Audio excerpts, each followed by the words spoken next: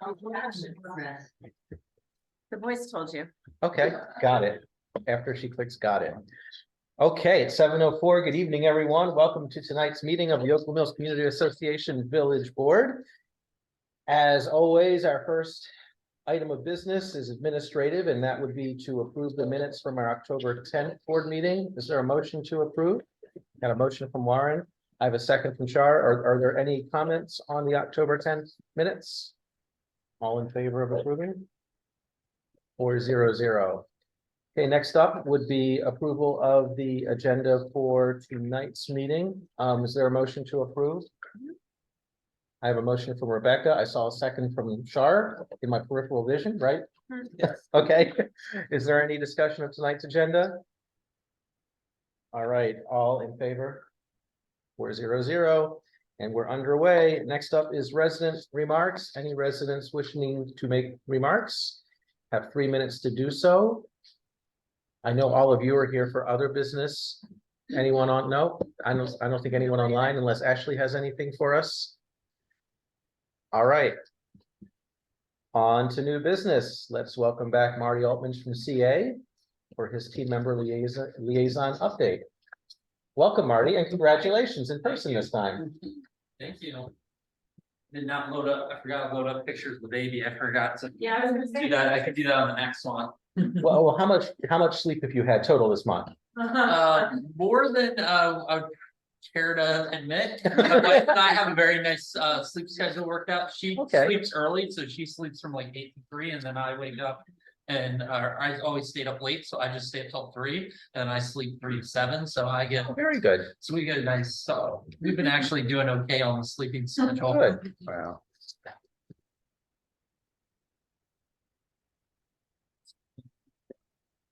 Oh, that's on the other one. Remember this one? Well, I think she shared it. You shared it on this one, right? Yes. I just have to get this thing out of the way. Come on. So that, oh, I hope it's again. Thank you. Yeah, but I think the controls are on this one. Oh, roll it over here. Sure. I have a third one back here if we want to make There you it. go. So October's been a busy month at CA. We've got a lot going on. CA's been interacting a lot with the community in the past month, and this is just one example from the Youth and Teen Center next door, where they took a group of the kids down to see the Wiz at the Hippodrome and for one of the practice schedules, and they got to meet and talk with the director and go through a bunch of stuff with the staff over at our Youth and Teen Center next door. We're have a bunch of programs going on. We're going to highlight quite a few in the next couple of slides, but school age services has had full days, including the Howard County Conservatory, pollinators, habitats, and homes programs, and visits to the Maryland Zoo. The Columbia Art Center presented the 2023 student faculty exhibition featuring a variety of art, including painting, ceramics, fused and stained glass, and use of youth and teen projects. And if you didn't go, you missed out. It was amazing this year. They really had some great ones. I'm gonna spend more time on the Art Center at the end. We got 2 exhibits that, if you've not been, are worth getting over to coming up in the next week or 2. I got to preview. And then the CA is getting ready for the Festive Fridays again this year. They did them last year for the first time, where they lit up the lakefront fountains with lights and everything on Friday night. So that will be coming back this year. So they're starting to get ready for that. And the last week of October, getting the lights ready as they turn the fountain on. There's the trunk or treats coming up. I would spend a lot of time on that in the end. We had 3,600 people last year at the trunk or treat, because there was they also team up at the same time with the athletic club for a costume walk race. And so it ends at the trunk or treat, and that's coming up this Saturday, and we'll spend a little more time on that at the end. On October 13th, the Columbia Gym offered tribe martial art demonstrations at the Teen Center next door. The program showcased martial arts programs, including Little Dragons, beginners, and teens. My niece actually went and got to break one of the boards and has now joined up with the program over at Columbia Gym. But she had not wanted to try martial arts till that. On September 22nd, 20 students from the Youth and Teen Center programs attended a special dress rehearsal at the Hippodrome, which we talked about for the Wiz, including the opportunity to speak with the director and learn more about the production. In honor of Breast Cancer Awareness Month, the golf maintenance team swapped the traditional yellow flags for pink flags all around at Hobbits Glen for the first time, gathering great feedback from the members. The flags and cups were added on October 1st and will remain in place through the end of the month. The Racquet and Sports team wrapped up their first program with the Howard County Special Olympics tennis program. This program was held every Tuesday from 6 to 8 Wild Lake Tennis Club, and we'll be finishing up the season tonight. Sunday, this past Sunday, October 22nd, they had the Fun Fall event with the Superintendent Revenge at the golf course. If you're into golf at all and you've never done it, it's one of the most popular days of the year on the golf course, where the superintendents put out obstacle courses all over the golf course, and you got to fight your way to the hole, and they go around with air horns scaring all the golfers and stuff. So considered one of the best events of the year for the golf staff, the golfers, and they all sign up themselves out quite a bit. On November 24th, this is coming up. So one of the few things I've got that's coming in the future for you to plan for is Fitness Before Feasting over at the athletic club. Go get your workout in and try a couple programs out before your Turkey Day feasting, and the clubs goes down early that day. We're finalizing on securing our details for the upcoming Change in Columbia event of the year for November 2023 at Claret Hall in River Hill. More will be announced soon. They're working on a community quilting project and prepping for the unveiling in November. The last few pieces are in place, so that should be coming up soon. Open Space has started assisting with several events, including an EV event in Clarksville Commons. They're also exploring an EV generator and will now be able to offer power for CA tents at remote locations for future events, which we've not been able to do in the past. We actually tested this at All City the last 2 years, and now CA has been going in for it to get rid of some of the gas power generators at the All City swim meet that we used to have to run. Supreme Sports Club is going to host a blood drive in partnership with Care First on Wednesday, November 8th from 9 to 3 in the arena. And then the Columbia Art Center this past weekend, if you missed it, all around Wild Lake and Lake Kit, they were doing the Columbia Plein Air Paint Out event. This is a photo I took at the event while I was walking around with my puppy. But it was wonderful, and we'll talk a little more about that soon.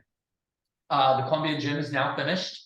If you've not been over to check out the gym, they have their grand reopening party last week with all the new systems, all the new equipment's in place.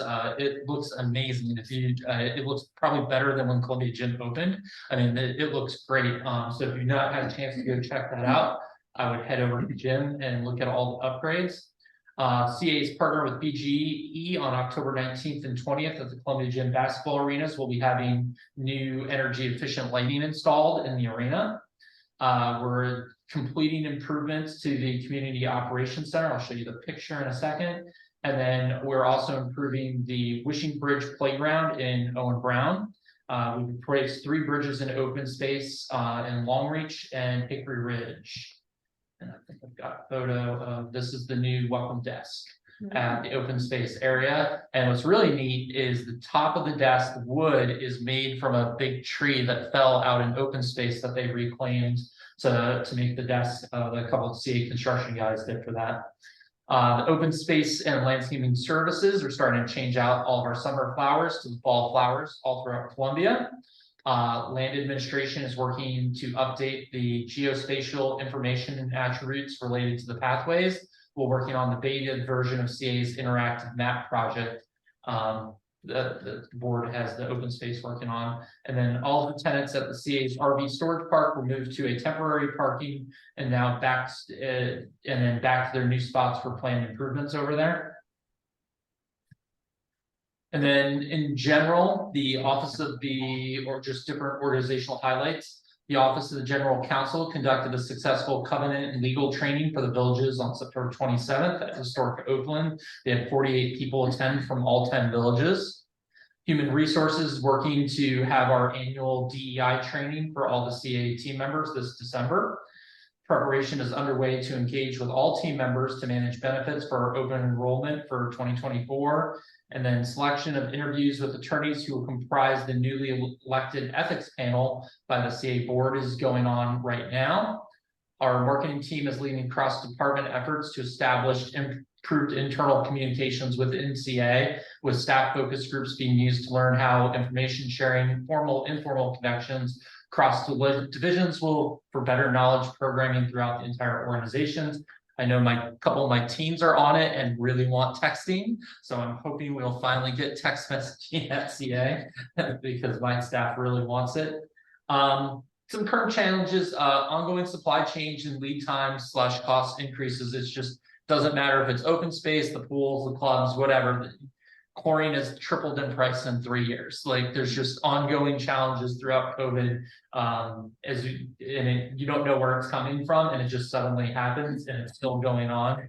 Specialty contractor cost increase and limited availability are causing delays to repairs and difficulty in scheduling for whether it's floor refinishes, automatic door repairs. Like you go to order a part and they tell you 6 months, and then skilled staffing is such as school aid services, lifeguards, personal trainers, tennis coaches still continue to be just getting those staff positions filled are still a challenge for the organization. A couple of points of pride, CA leadership in reducing greenhouse gas emissions in our operations was recognized at the annual Greenbuild International Confo and Expo in Washington, D.C. Jeremy Schaffenberg presented at the work session on carbon reduction building audits. A team of runners and walkers from our community programming marketing team won the 10th annual HCC 5K challenge on October 8th. And bringing home the Wellness Dimension Trophy. I think Aquatics had won this the previous year, but we lost our ace in the hole. He moved with his fiance, so we lost our marathon runner that was helping Aquatics the last few years win that. And then upcoming events. Again, I've talked a little bit about this earlier. The trunk or treat is this Saturday from 3 to 6 at the Columbia Athletic Club. It is worth going if you have kids. We had 3,600 people, I think, attend last year. So it is crazy. There's a lot of vendors, and it's going to be even bigger this year. I know a lot of different community vendors are coming to help, including the Howard County Autism Society, and different groups are coming out to be partners now and make the event even bigger. And there might still be space, but I think I heard it was sold out, but they have a superhero walk run from the athletic club about an hour before that over to the event. And that went well. And then finally, the art center, the fall gallery is now up, but if you wait until this weekend, all of the paintings that were painted this past Saturday will now all be up. And if you go over to the art center, you can see all the paintings from the plein air event are going to be displayed, so you can hit dinner 2-4 while both galleries are up at the same time. And then just get out and enjoy open space. It's a pretty weekend out there right now on the trails and the pathways. Thank you, Marty. Thanks. Any questions? Marty, what is DEI training? It's our diversity, awareness, and inclusion training Got it. that all the team members have to take every year. Any other questions? I had one. You showed the picture of that desk with the wood from the fallen tree. Next to that, there was a sculpture. Is that based on the fountain that used to be at the mall? It is the mountain. It is the mountain? Yeah, Okay. CA saved it, and it's now in front of the athletic club. Oh, cool. Okay. Yeah, we were looking for a special place to put it, and when they redid the athletic club, it Oh, neat. put out in Okay. front of the athletic club. I hid that thing many times. I miss fountains at the mall. They need fountains. Why do they take fountains out of malls? The bubbling rocks outside. Yeah, but they used to have a series of fountains inside the mall. Yeah, they used to have like this. They had a big center one where they put the poinsettia tree at Christmas, and then they had them at each True. Yeah. like at each stairway they had a fountain. I think the place section is now is where that. Yes. was. Mhm. Yeah, because it was outside of Woody's. Right, yeah. Hmm. And there was one that was in front of whatever used to be that was tech company. Mhm. now. But yeah, it was like an original thing that was loaned to the mall or something, and CA got it back when the mall took it out, and then Okay. sat in storage for a long time until they found the right spot for it. And then when they redid the athletic club, we They built all the components to Oh, cool, put it out in okay. front of the athletic club. Which buildings on entry is this desk? That's at community operations in the off Gerwig Lane, next to the aquatics office. There's two entrances there. One's the pools and that's the open space side. Cool. But they just redid that area. No, All right, thank you, Marty. you're welcome. Look forward to seeing you guys. All right, now's the moment everyone has been waiting for. Covenant training. Yay! I can hardly contain myself. Doesn't look like everybody has their comments. You all read it, right? Beginning to end, I memorized it. I memorized it. I had a question on page 3. So just introductions. We have our whole covenant staff and volunteers here. So from our left to right, we have Mike Vaughn, covenant advisor, David Smith, chair of the RAC, Kerry Reinhold, covenant advisor, and Karina Keiko. I almost said Keiko, and I know it's not. Keiko, covenant advisor. Oh, 2 out of 3. You're gonna. 2 out of 3 ain't bad, yeah. I'll show you.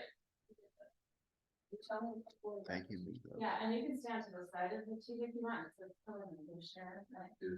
They're easy.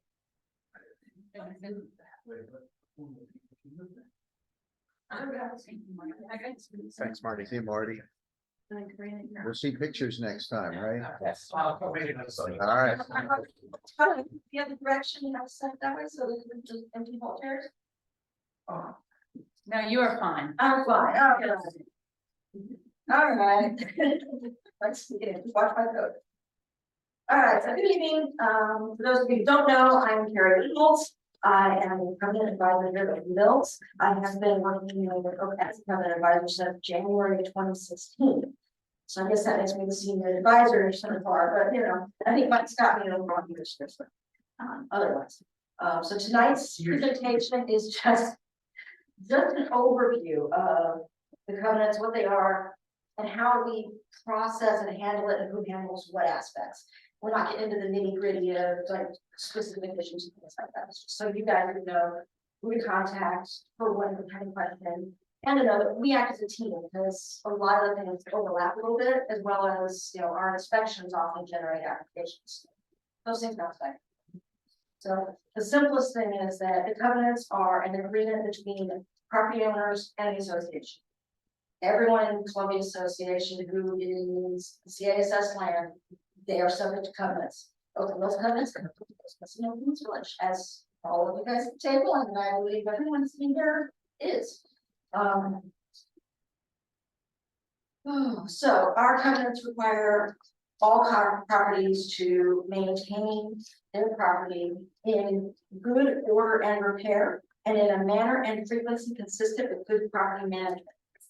Yes, it is that vague and that specific. They are absolutely required. There's no question. Covenants lay out the architectural committee and its authority. It lays out maintenance requirements and some restrictions. Everything in the covenants is must have prior approval. That's the thing. Oh, what else was this? So in Oakland Mills, unlike some of the villages, we've separated out enforcement, confirmation of whether it's compliant, and the applications. In some villages, it's 1 person, 2 people. In ours, it's 3. We're one of the older villages, so there's a lot more involved in enforcement. It's a lot of more older stock of houses. Each of us covenant advisors has a specific area that we specialize in, and that's our primary focus. But as I said, we all work as a team, and a lot of overlaps. So I'm the advisor for letters of compliance. Almost always, letters of compliance are requested for a sale of a property.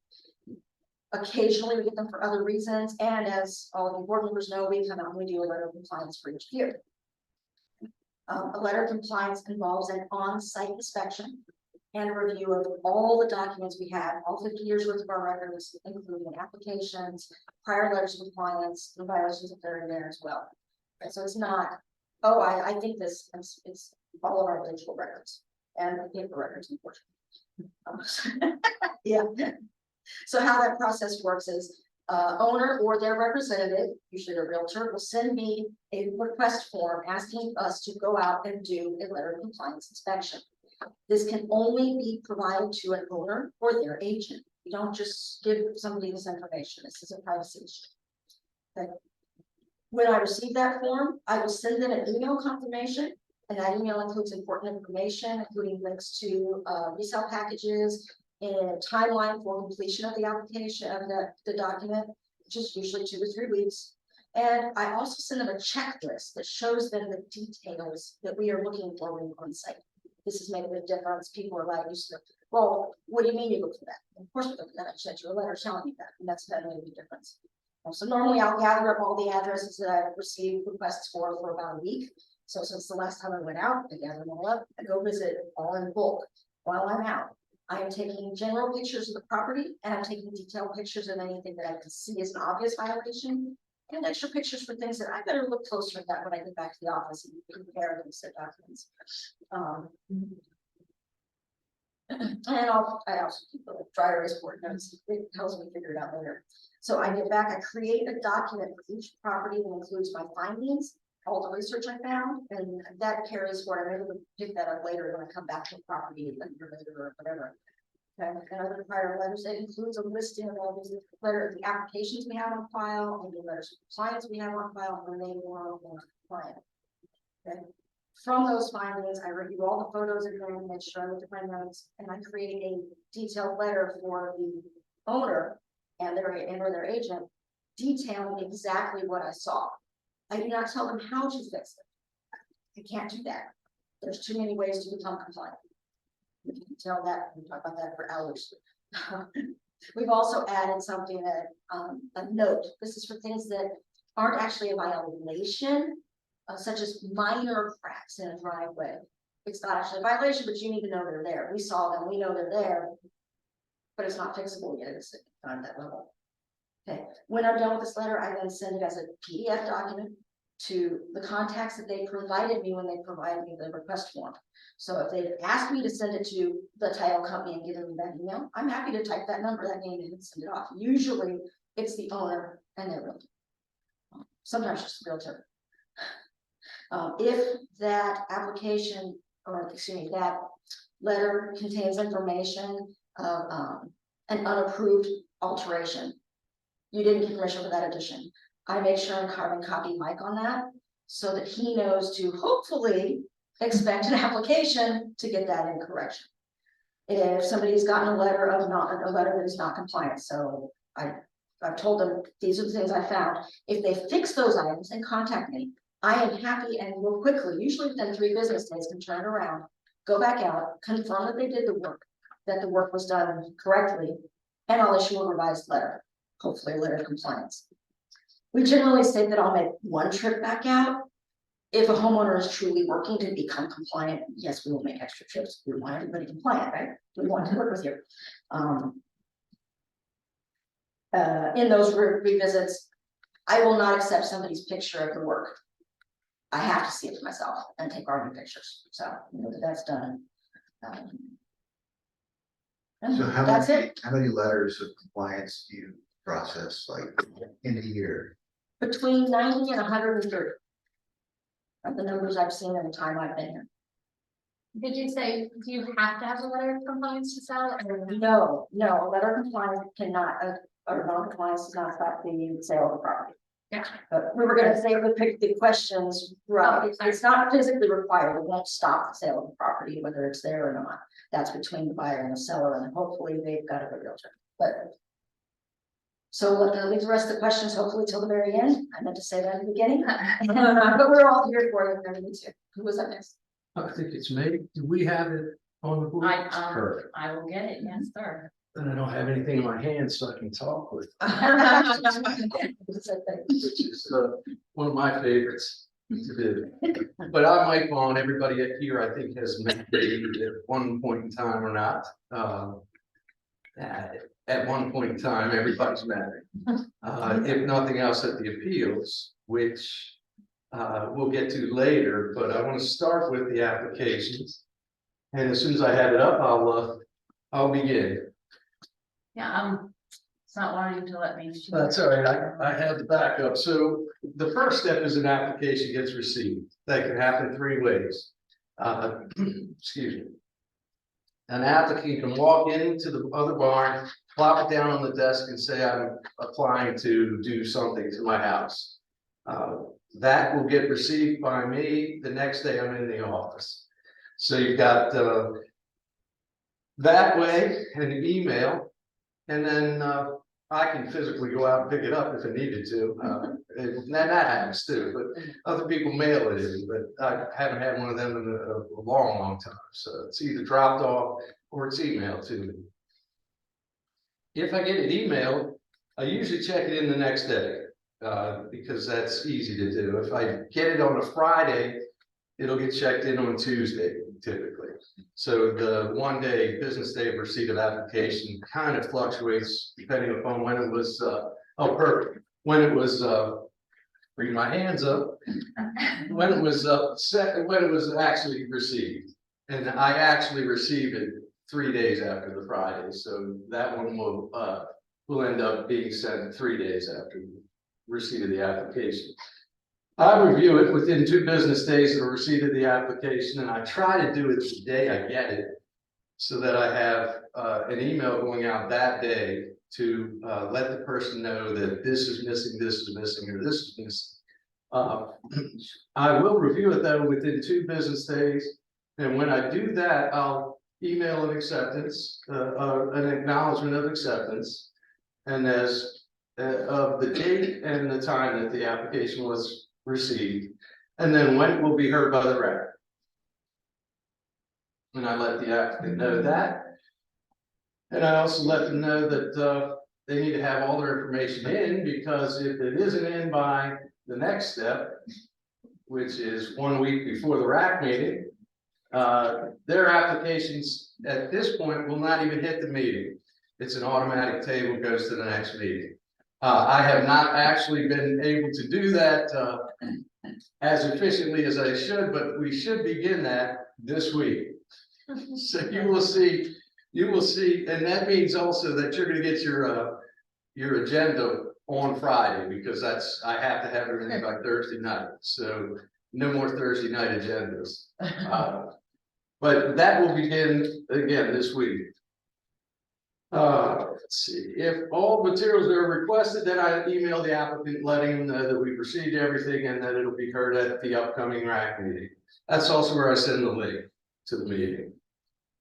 If all the required materials are not submitted, then they get an email that informs them that everything wasn't in on time, so we're not going to review the application. It'll happen the next meeting. And that again is dependent upon whether or not they get me all the information. I'd say 90% of the applicants send in all the information at some point. At this point, it's still maybe a day ahead of the meeting. What we're trying to do is train everybody to go a week ahead. We'll see how successful we are with that. And I think it will work. And then the bottom is the reminders for the applicants. It's best for them to be there, because if they didn't get me all the information, they could supply it then, except that they're not on the agenda, so we'll have to collect it and look at it the next meeting. And then the more information, obviously, that they could provide, the better. And I've reminded them of that 3 or 4 times by the time the meeting comes around. And questions are all addressed at applications at Oakland Mills. So in addition to this, I also do the NRAC applications, and they run in a similar fashion, but it's done in a couple of different steps. So if you're involved in the NRAC, which you are, David, know that all of the same things are being covered with the RAC and the NRAC. It's just in a different order. And that really concludes everything, I think, for now. Questions will probably come up, but I'm going to let Karina do her little presentation, and then after following my little presentation, I didn't mean to belittle your presentation, but your short presentation. On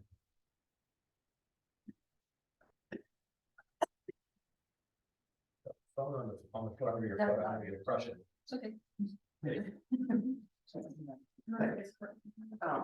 And I'm Karina Kaiko. I am the covenant advisor for property concerns, which means violations. And essentially that means people contact me if they have a complaint about how their neighbors are maintaining their property. We are complaint based, meaning I don't go out driving around looking for violations. The only way that I'm gonna go out and potentially issue a violation letter is if somebody has contacted me and provided me with a street address and a specific violation concern. Once, and those complaints can be sent to me several ways. They can be emailed to me on my email, propertyconcerns@openmails.org. We have an online complaint submission form that they can fill out. They can also call the office and just leave a message with whoever happens to answer. We also have forms in the front, so they can come into the other barn, they can fill out their form and just leave it with whoever's here if I don't happen to be there at that time. Once I receive the complaint, I'm going to go out to the site and I'm going to determine if the item actually falls under the covenants of Oakland Mills. And then also if it reaches violation status. There are times, most times if it falls under the covenants, it's going to be a violation. Every once in a while, it's really not a violation status. What I will do in cases like that is I will generally send hey, this is a courtesy notice about whatever this was. But then I wouldn't pursue it any further beyond that. Then once I do, if I do determine that there is a violation, then I'm going to send the property owner a letter via regular mail, and I'll notify them of the violation. I give them 15 days to either correct the violation or contact me to discuss a timeline. I would say probably only 25% of the violations that people send in are going to be able to be fixed within 15 days. Most of them are going to need longer than that. And I would say maybe 10% could need significantly more time than that if they're really in poor shape. But that's just on a little bit of a tangent. Then, and on that letter, it says that they have to contact me. If they don't contact me or address those things within the 15 days, I'll go out, re-inspect, then a full inspection may take place. If there's no response after that 15 days, I'll go back, I'll send another letter restating what I sent in the first letter, give them another 15 days, and let them know that if they don't respond or fix them, I will do a full inspection, which means a 360 all the way around and identify any and all violations. Understanding I'm also a human, and so there are things that I could potentially miss, but and then after that letter, again, then I will send then that's when I send to you. So that's 3 letters, just in case I wasn't clear. The first letter, kind of a warning. The second letter, go back out, I reiterate. The third letter, I've now done a 360 degree and I've added any additional violations. And then if they haven't responded to that third letter, that's when you will get from me at a meeting like this, a 15-day, a request for 15-day letter, which is you confirming the architecture committee that if they don't address these violations, and again, they have 15 days to contact me or to address it or to contact me so we can determine a timeline. If we've gotten to the 15-day letter, there's virtually no way someone's going to get it done in 15 days. It's going to be something longer.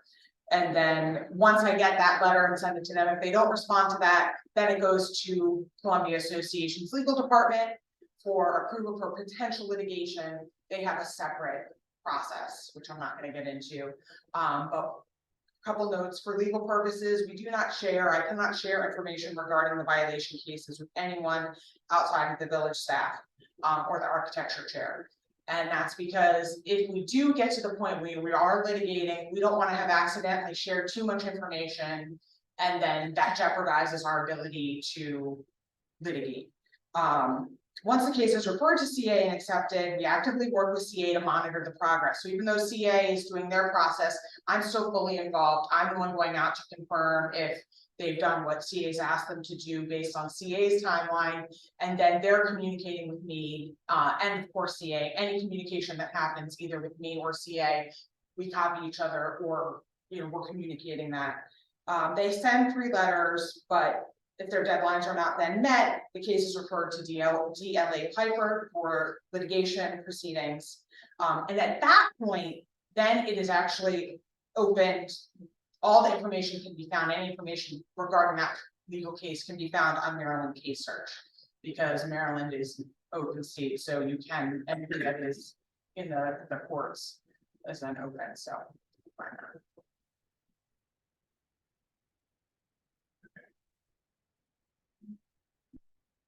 And now, I'd like to open this up for questions.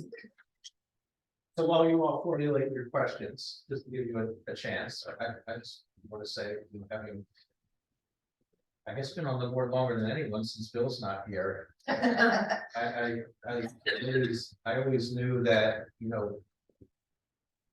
covenant process was not an easy thing. I didn't appreciate how difficult it was until I got conned into being the architecture chair this year. No, so I just wanted to say, there is a lot of expertise, David Smith included, even though he didn't have a presentation role, sitting in front of us in this room. And, just looking at everything that passes through, and, 90% of what I look at is coming from Mike, and then there's always a fun arena thing that pops up every couple of weeks, like when we were sitting in the office last week.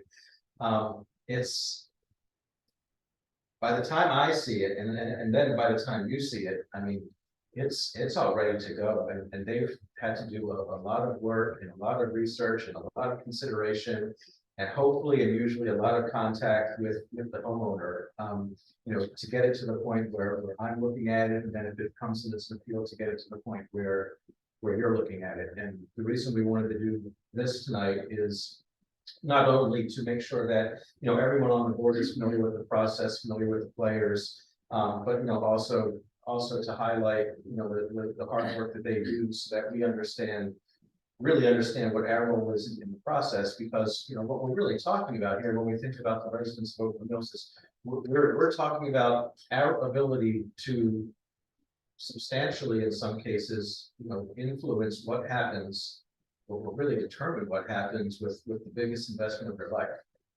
I mean, some of these are simple. You didn't mow your lawn. Okay, fine, mow your lawn. Others are, you built a whole addition that wasn't approved. We could technically make them tear down, a multi tens of $1,000s addition if as long as we follow our procedures correctly and dot every I and cross every T. So it can become very important, depending on what the case is and how big the case is.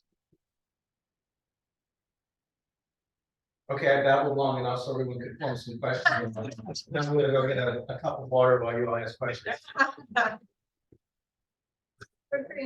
So I think I understood from you, if I understood you correctly, the first time and the second time you go out, you kind of go out with blinders, that you're not looking at anything else except that one thing that was complained of. Correct. Yes.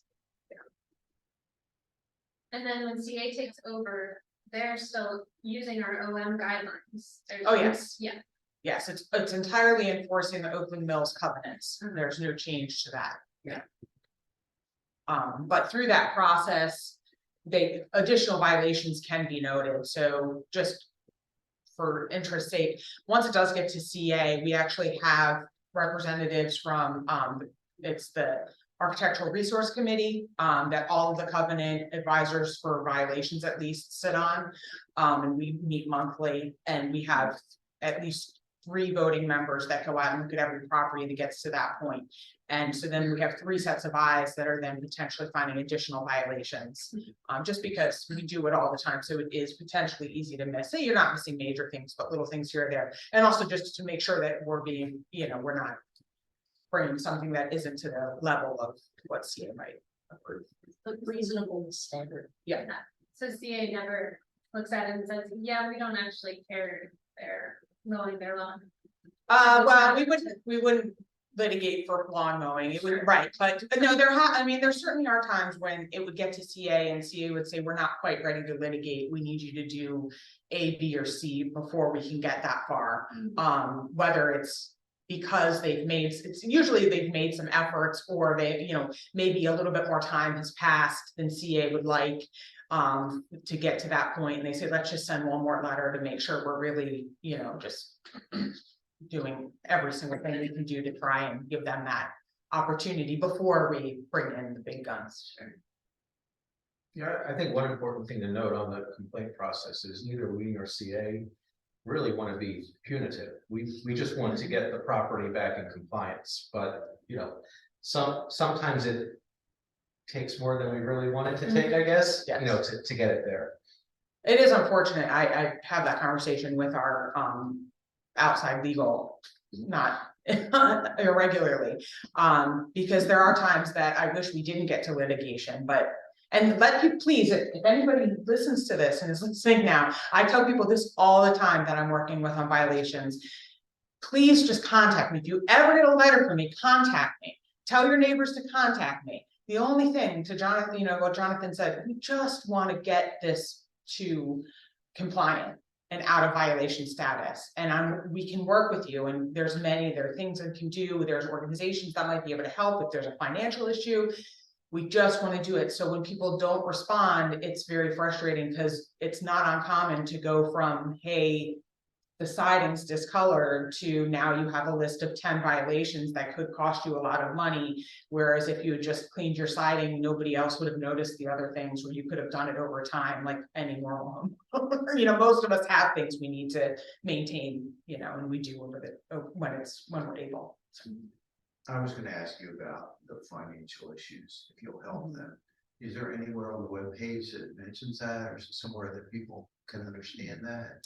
So I do in the letters, I do put that in. I don't usually, the wording of my letters, I do say it is my, our goal is to work with you to address these violations and bring them to compliance. I believe it is on my third letter. I don't want to put it out there too soon, because we can't assume that there's a financial, I don't even want that information, frankly. But if people, they will share, and if people do call me, I say, I don't need to know the specifics, but I do put in there are resources, and if you contact me, I can share those resources with you. So I do give that opportunity for people. Again, not usually in the first letter, but once we've gotten further into the process, then I will do that. We also on our website, I'm sure. Well, note on that, we do On our have- website, we Yeah. have a resource guide. Yeah, and it's actually, it's divided into sections, for, general assistance, senior citizen focus, stuff like that, so. That's what I was gonna say on If that you have a page. real computer, they're easier to read.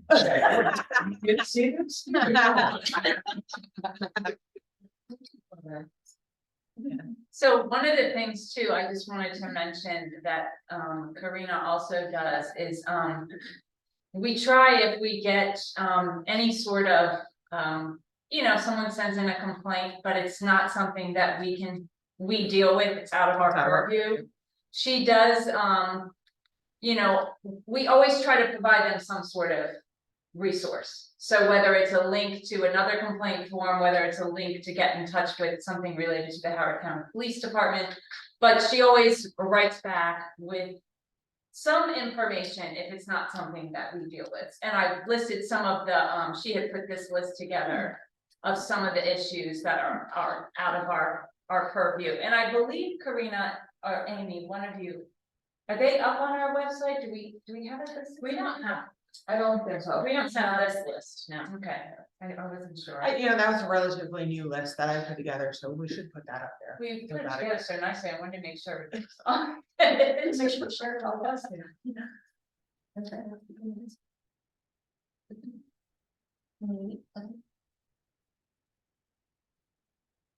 Want to try this questions? And if you think of a question, as soon as we leave tonight, it's gonna be, oh, I should have asked this, or I should have asked that. While we can't answer issues pertaining to a specific property, especially in an open forum like this,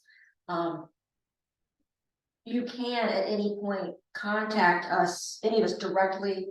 If you have a question, say, hey. And if, for example, do I have, would it be right if this looked this way, or, things like that, we can discuss specifics. At least as hypotheticals. That can make a big difference if you're unsure about. Maybe a homeowner's asked you about something, and you send them to us, or, and if you're still curious, definitely contact us, we're here. One of us is in the office pretty much every day, right? Yep. We're all now, There's at least one, if not more of us. one or one of us too, Every day. pretty much every day, and we're always available via email. It might take a couple days to respond, but. So unless you can get details, if you want to know more about the nitty gritties, we're all happy to sit with you for a little while and answer questions. And of course, that goes for homeowners too. If they want to know what's going on, they can come and talk to us. Actually, your contact us reminded me of something important. So as members of the board, I mean, we're also residents, so, it's within our rights to file a complaint on a property if we want to, just like any other resident. But, one thing I would say is important to remember is if you're doing that, then, do it like any other resident would, right? It doesn't take any sort of priority or carry extra weight because it came from a member of the board. Or if you have a neighbor who's knows you're on the board and knows you're also the architecture committee and is complaining about a property, best to tell them to contact these folks, because the thing we have to keep in mind is ultimately, if it comes to it, if it's an alteration and it gets appealed, we're the final judges on the appeal, so we have to be impartial on that. So, the less we talk to our neighbors about it and the more we send them to our professionals, the better, so that we can play our impartial role later on. And if it's a violation, again, we're the ones making the decision about whether we want to tell Karina to send that 15-day letter and ultimately refer it to CA for possible legal action. So, the cleaner we keep our hands, the better. So, when my neighbors have come to me, that's basically what I've explained. You don't want me to get too involved if you really want this to get fixed, because that could take the process. So here's who you should call, or here's who you should email. And if you don't want them to know who you are, here's the anonymous form, on the website. But that's our process, and it's that way for a reason. I will say the anonymous form, I don't love it, for a couple reasons, but one of the main ones is we have an option where you can be anonymous and not put any contact information. I should have said that. All violation submissions are handled anonymously. It's the information, regardless of if you give me your name, your address, your phone number, all these things, that would never be shared with the person that's, being complained about, unless you tell me it's okay. Now, if it gets to litigation, then that's another story. That it could potentially, court could say, we need to know who did this, but that's yet to happen in my tenure here. But point being that if you submit something anonymously, I can't respond to tell you. And unfortunately, a lot of the things that are submitted anonymously end up not being valid violations. And then people continue to complain about them, and they get upset that we're not doing anything. And I can't communicate to them that the reason I'm not doing anything is because it's out of my purview to do so. So just my But to say one vehicle sitting in the cul-de-sac is not our purview. So yeah, these things. And just one thing too, I wanted to make sure, most of this information is all on the website under the covenant info, like the deadlines for applications. Like Karina said, where the complaint, you can submit a complaint online.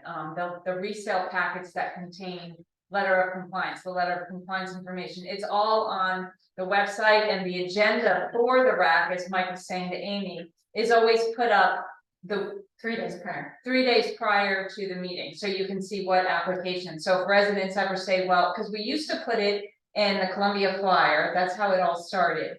But when the Columbia Flyer, people weren't really getting that on a regular basis, and we were kind of moving all to the web. It's always posted on our bulletin board, and it's always posted on the web. And Mike and Amy work that out. And Mike works, of course, with the RAC, and they do a wonderful job, and they meet every first and third Thursday of the month, and the deadlines are the first and third Tuesdays of the month.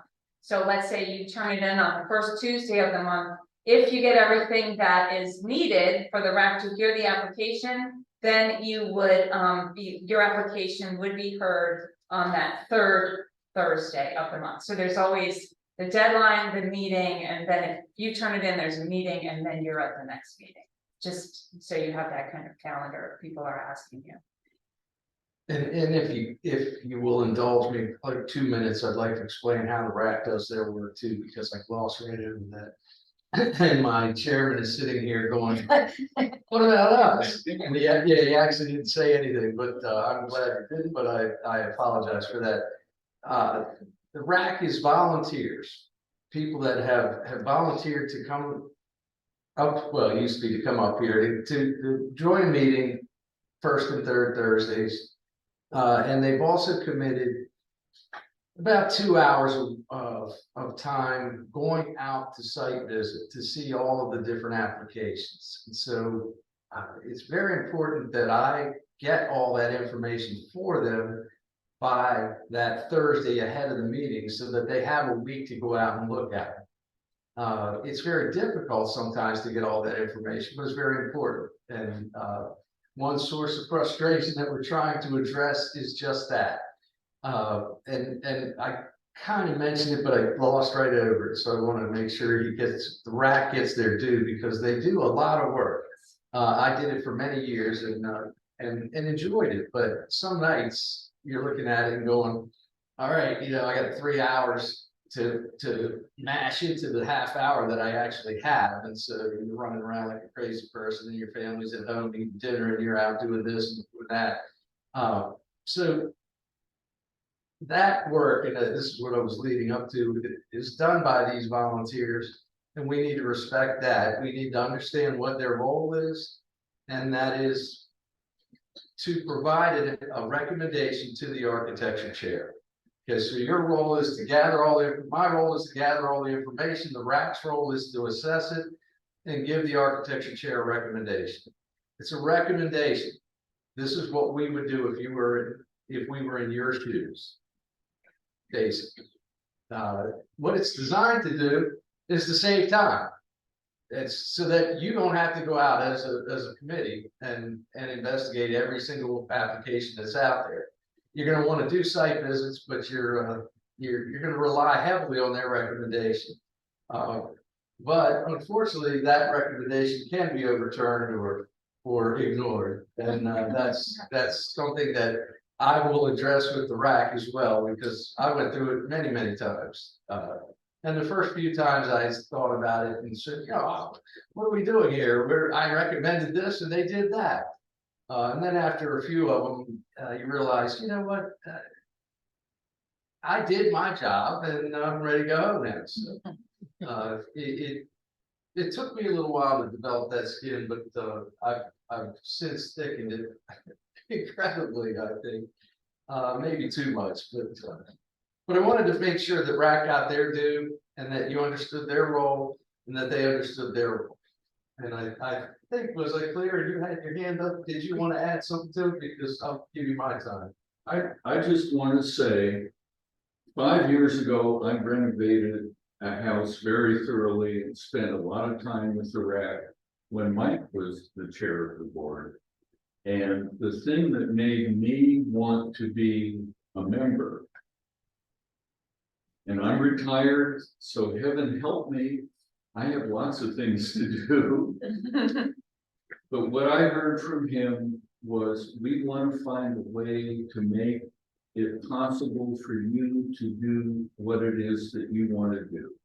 We're going to work with you until this happens. And I said, yep. And I hear Corinne and Terry both say the same thing. And I think it's one of the wonderful things about Oakland Mills here. Thank you. That's why I gave you some time. Well, on That we that, stole from them. on that note, I do want to say one of the residents who's in attendance virtually sent me in the chat. I have to echo that you all do an amazing amount of work that takes a significant amount of time. Wanted to know if you were compensated or are volunteers. And it is also evident of your commitment and dedication to the job. You deserve much appreciation. So I thought I should let them know. I did let them know that the rack certainly was volunteers, but the other, you guys were compensated, but I thanked him but I did want to share that. So virtual audience. Well, thank you, virtual audience. Thank you. Acknowledgement. Okay, well, thank you all very much. We You're will be welcome. back in touch when we think of questions after we Yes. sleep on the presentation tonight. Anybody else want any more time? Just want to go refresh. I think these folks get to the real meeting. All right, so yeah, let's move on to the next item of new business. Hopefully, everyone has had a chance to look at this. We don't make decisions tonight, but we do have before us the list of organizations who submitted their donation request to us and have been confirmed as active 501c3s, submitted their timely donation request to us. We actually could get one that was not timely. Most of these organizations are actually school affiliated, so if you have questions about any of them, I probably know most of them well. The village in Howard has also been not only a tenant of ours, but a partner of ours for many years. They actually use space in the Stevens Forest Neighborhood Center for their headquarters. What we've been doing over the past several years is encouraging organizations to really tell us what they need, with the understanding that we probably can't give them everything they need. We have right now a $5,000 budget. That's what we're restricted to at the moment if we stick to our budget. Obviously, the request is 4 times that amount. But what we do is we usually introduce this at this meeting, and then we vote on it at the first meeting in November. So in this meeting, you know, now's the time where we kind of look at it and we say to Brigida or we say to me, I don't understand this request. Could you follow up and get more information, or could someone from there, you know, send something else in or something like that if anything is unclear. And then, of course, at the next meeting, that's where we go through the hard job of figuring out how we're going to allocate our funds.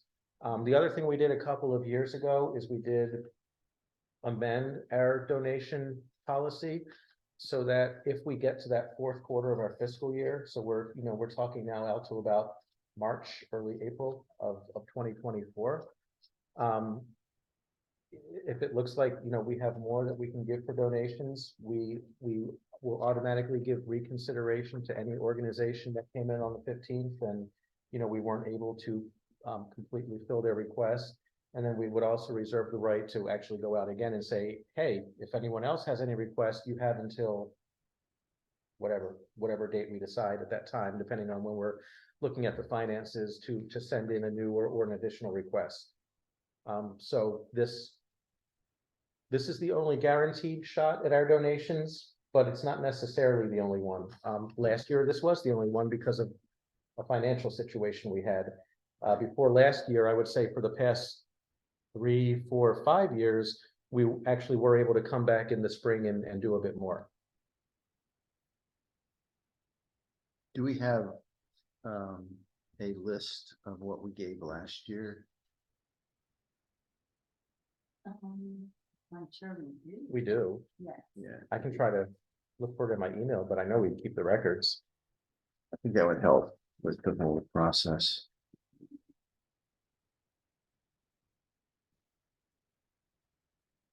I don't feel like in years past, we haven't had Stevens Forest PTA and Battle of the Books as 2 separate entities.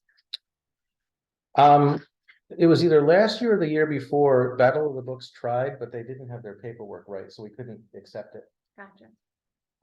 Because they should have been using the school's exemption all along, but they didn't give us an exemption. And even though we knew what they were trying to do, we really couldn't accept it that way, and it was too late to get them to get it right. Gotcha.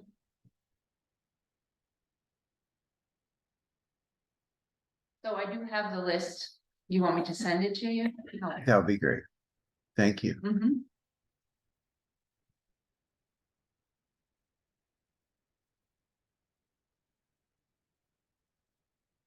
Just gives us a point of reference. Mhm.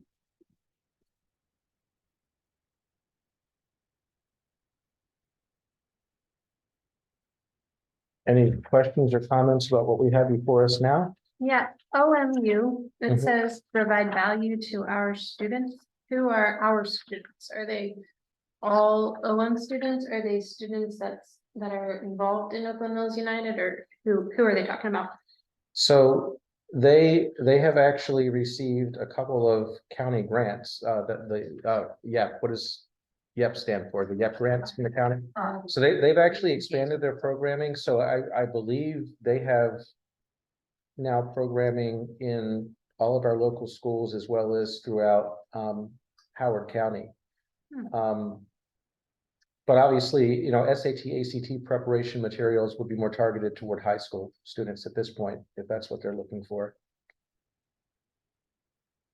But that's not necessarily Oakland Mills High School students. No, it's not necessarily only Oakland Mills High School students.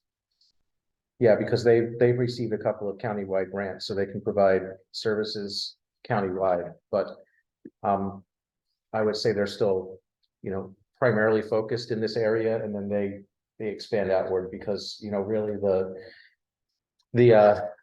students they're trying to target, you know, basically Oakland Mills High School and our schools, you know, have more of the students they're trying to target anything, you know, in our school, but obviously there are plenty of needs elsewhere as well. Do they have statistics to show where the students are that they provide the support to, like how many Open Mills High School versus other high schools? They Are haven't they- provided it, but knowing Yeah. Samuel who runs it, if I asked him for that, he probably knows. Be able to. Yeah, I mean, I think they should be able to provide that to the extent that they're running programs and they have like formal registrations. If they're just doing Yeah. like, you know, walk-up booths or something like that, they may not know, but they tend to do those things at Oakland Mills High School if it's, you know, a kind of a walk-up, here we are thing. I'm just kind of curious to see where the students are coming from. Mhm. I'm looking at their letter of request too to see if they mentioned anything.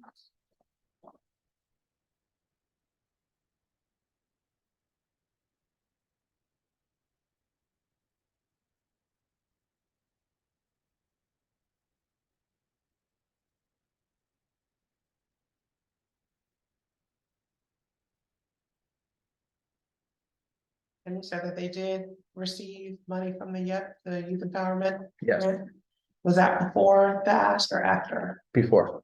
It's in their ask, in their letter, they say. Most recently, OMU received our largest grant to support a school year-based intensive free leadership program for students in grades 8 through 12. Our requested donations would fund our Road to College program, a free program targeting junior and senior high school students.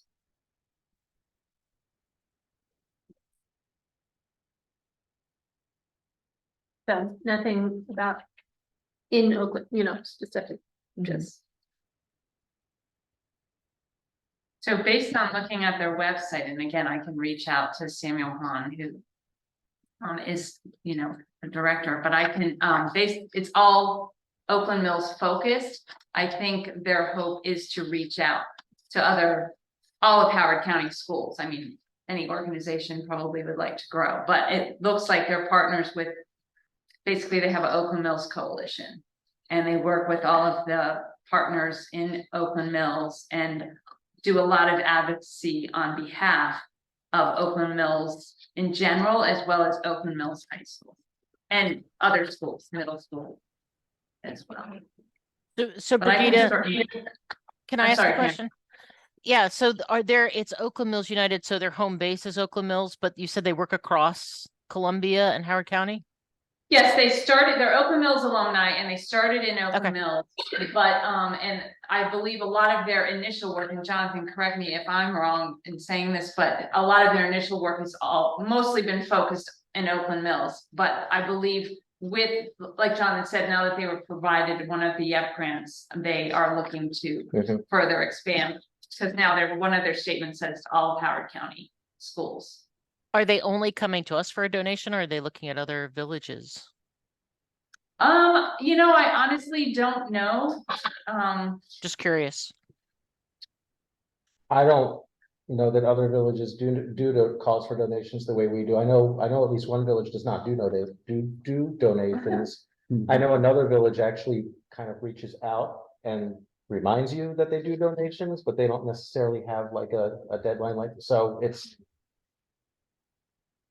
it's kind of tough to answer because as far as I know, we're the only one who put something out that said October 15th, get your donation request into us. Yeah.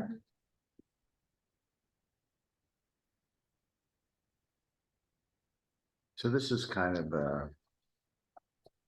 it's kind of difficult since we only have a quarter of what the request is. It's kind of like, Oh, this is normal. yeah, no, but I'm just trying to wonder how we can. I feel like we have more in the past, like it hasn't been as stringent of cuts in the past. What do you mean by that? What do you mean? You know, Like I feel like either the asks are bigger or we have less money budgeted to it, but I don't feel like we had to make such tough choices. But just this year. There have been years where there have been some bigger asks, but the list was smaller. Right. The list of asks was smaller, so we were able to say, well, only 3 organizations asked, Yeah, so. yeah. Last year, it was $10,000 more that was asked, just Yeah. FYI. It was Yes, Because I did, I was like, 30,000. it was Yes. 29,000 and some. and we only had 5 last year as well. Yeah, the budget Yeah. hasn't changed, Oh. yeah. Yeah. I And most of these organizations no, I mean, because some of them actually said to me, well, how much should we ask for? And what I actually said to them is, we want to know what all the needs are, just understand that you're probably not going to get everything you ask for because our whole budget is $5,000. So, you know, they're not expecting to get checks for thousands of dollars from us. Did you tell the fine arts boosters that we only had $5,000?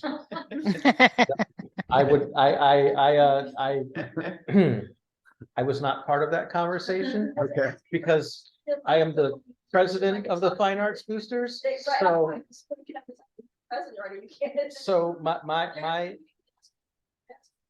50,000 and my instruction to the secretary was I recused myself from this ask. If you want to talk to the rest of the board and put a letter together, go ahead. And then when it comes time to vote on it here, I won't be here anyway, because I think I'm going to be traveling at our next meeting. I'm going to recuse myself from that part of the vote. But I can tell you this, what the Fine Arts Boosters has historically done is they've listed the needs of the school, and it's always been a huge amount, because just like getting the new band uniforms is going to be $10,000. They've always come in with a big request. The reason I know now that the FAB request is different this year, you know, any donations list total is 10,000 is we this year decided to change the way we budget in FAB. So we went away from a pure line item budget to more of a categorical budget. So what FAB does now is instead of saying to the teachers, what do you need? What do you need? What do you need? What do you need? Oh my gosh, we can't afford all this. At the beginning of the year, we look at our finances and we go to the teachers and we say, this is what we did this year. We can give you $8,000 right now as basically a block grant, you know, to the performing arts program. You all do with it what you want. And then if we're able to raise more at the end of the year, we can revisit that and give you another grant. And what the FAB budget looks like right now as a result of that is if FAB has its forecasted fundraising year, which is based on the past couple of years, with that grant and, you know, other things that FAB has to pay for, like insurance and stuff like that, it'll actually end up $2,000 in the red by the end of the year. So, well, 8,000. We give $8,000. No, oh, I mean, why do they need so much money? What? Because Yeah, what Howard- costs money year after because year? the school system barely funds the arts. So Sure. to purchase the plays, to purchase the copyrights on the Purchase. music, to get the Yeah, that's uniforms what- clean. That conference. Yeah, to get in the yeah. Yeah. I think it was $700 or $800 just to bring in the guy who worked with the band at band camp so they could form their field formation and everything. For the, the halftime shows and the showcase of bands. Choreography to plan out. Every- Everything having to do with performances is expensive and the Yeah. county barely funds it. Gotcha. Basically, if they just went with what the county funded, they'd have like a chorus, a chorus and band concert and that'd be about it. Gotcha. So Yeah. do Jonathan, other- do you mean that they did not, the band uniforms that were brand new when I started high school in 1979, they're not wearing those anymore? No, are they, they're not the ones from then, are they? I think they've got. Hopefully not, hopefully not. They Yeah, would be over they've 40 years replaced them at old. least once, but. I mean, even without replacement, they all have to be cleaned and repaired and all that stuff is just not Right. funded by the system. Right. Yeah. Okay, my other question is approximately how many, how much larger is the population of the high school versus the middle school versus the elementary? The high school has an enrollment of about 1,500 right now. And they're not all open house, but pretty much. Yeah, I mean, We'll just they're, pretend all of the high schools are open house. yeah, I mean, let's put it this way, about half the high school is walkers, about half are bussers, and the bus zone is what, is it 2.5 miles now? So, Mhm. but 1,500 kids at the high school, I think the middle school is right around 500. Okay, And the elementary schools, depending on which one you're looking at, are 400 to 500. Talbot Huh. Springs is the biggest, even Sparks, I think it's still the smallest. 13 to 15 depending on capacity and enrollment all given year. 13 to 1500. Where? Oh, in all the elementaries. schools. Gotcha. Oh, yeah, yes, I'm just across all trying to three. Yeah, remember. sorry. Sorry, I'm like, wait a minute, we don't have a 1,300 student elementary school. Yeah, yeah. Yes, So you Trying see to those numbers fractionate again? it so, about like how many residents are being served Yeah. by each of these places. and I would say like at the high school, you're probably saying like half, right? Half probably live in Oakland Mills. At the middle school, almost all of them. It's definitely more than half. There's some Allview in there and there's a few other out parcels in there. Stevens Forest Elementary is basically all Oakland Mills. Talbot Springs is probably half and Thunder Hill is actually the oddest one because it's just the Thunder Hill neighborhood and the rest comes from outside of Oakland Mills. That's why so Right. much of Thunder Hill then goes on to not to Oakland Mills Middle or Oakland Right. Mills High. Gotcha. So maybe Thunder Hill's a third. I'm not even sure. Maybe a third. But normally we've just said if the school is in our village, then they're all our Yeah, kids. sure. Yeah, that's the only we way haven't to cared. do Yeah. that. So Talbot Springs is not on this. Talbot Springs, I'm not sure how this happened, but somehow Talbot Springs came in after the deadline. Oh, Yeah. whoops. Do you recall what they were asking for, Jonathan? Did they get into the details or did they just say, oh my gosh, did we miss the deadline? I'm find it.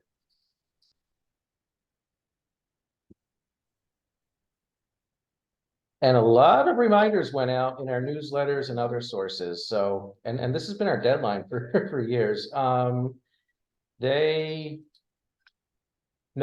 did not say, they just said, Whoops. is it too late for us to submit a request? And by the time they asked if it was too late, it was too late. Okay. Yeah, I just wanted to know if it was something desperate, that's all. I know there's been years of like Thunder Hill even this. Thunder Hill usually doesn't. Cause the PTA has been rocky. Yeah. That's been happening for a very long. Yeah, and another one I noticed wasn't in here, and they have a history of coming in late, and I always would remind them, mark this date on your calendar for next year, is the Oakland Mills High PTSA, because they usually come in too late and they need help with after prom, and we have to tell them, we'll see what things are like in the spring, but it's so close to prom, you can't really count on us for that, and if we can help, we will, but Mhm. we didn't hear from them either. It's hard, most of the PTS, I know all the PTA, most of the PTAs at least are having a hard time with getting people, boosters, PTAs, all of that, getting people to be able to show up and be volunteers. So It's consistent. It's tough. OMHS is not the PTA, it's the actual. No, that's school? directly from the school. Yes. Yes. Oh, but they're not nonprofit. Oh, They are. They're covered by the school system's okay, exemption. gotcha. Yeah. And we have actually several times in the past we've given in the past directly to the high school, to the middle school, and I think over time to all 3 elementary schools at one time or another.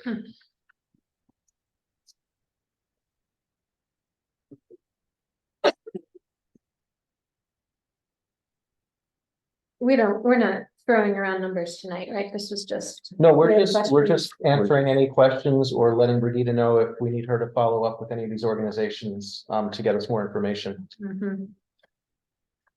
And the good news is we have an extra week in between. Or I should say you all, because I probably won't be here for the next meeting, so I don't even need to recuse myself from FAB. Hmm. I'll just get a nice note from Brigitte as if I'm not on the board and I'm the president saying, sorry, we only had a penny left for you. Mhm. Yeah, it got worse. We're out of focus. That's. Thank you, Bob, for letting us know. Well, it was out of focus. Is it better now? I think it's better. Yeah, it was better.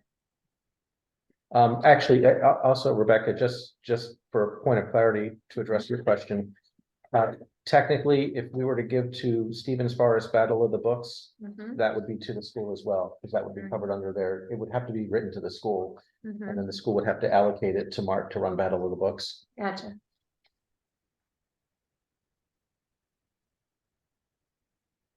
It's a little awkward feeling like the high school and the fine arts boosters are competing. If that makes sense. Like. If we want to give to the school, yeah, but if we wanted to give to the school a certain amount of money, like. Deciding, do we give it straight to the fine arts boosters or do we give it to the whole school and then they give it to who they want, how they want? Which is not for fine arts boosters, they're asking, but. You know. So I can say this, if you were to give it, if you were gonna give it to the fine arts boosters.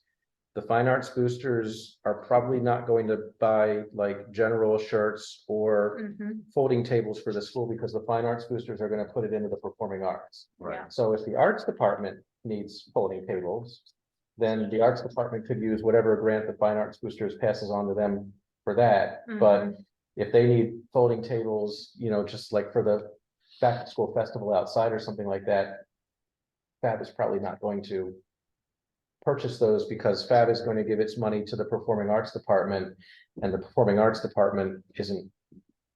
Right, there's gonna be another fund that buys that the school draws on. It's not gonna come out of the performing arts department's budget. Yeah. Kind of similar as if, you know, if the booster club were asking, that would probably be more focused toward athletics than Mhm. other things happening. And one thing to note too, I'm looking at this list and the asks and thinking of how high they are and wanting, of course, to help as many people as possible.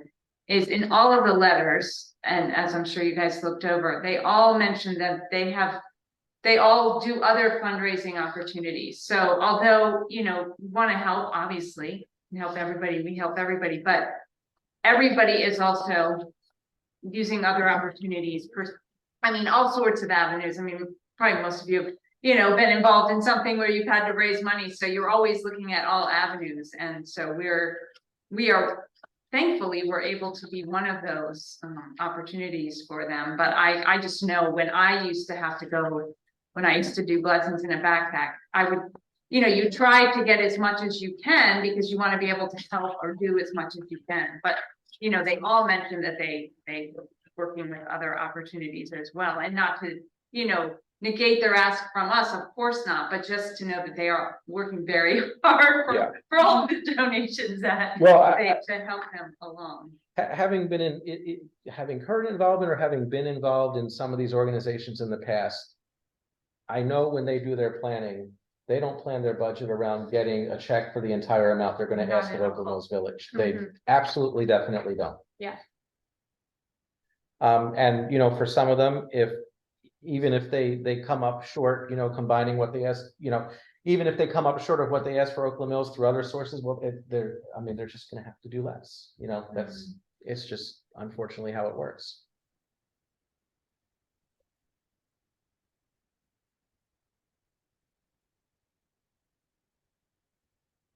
Think of other things as you know, look at the amounts and think about it. Certainly feel free to email me if you need anything looked up or any information. I'm happy to let you know. I do have to say, I am, you know, impressed that Stevens Forest PTA worked it down to the penny.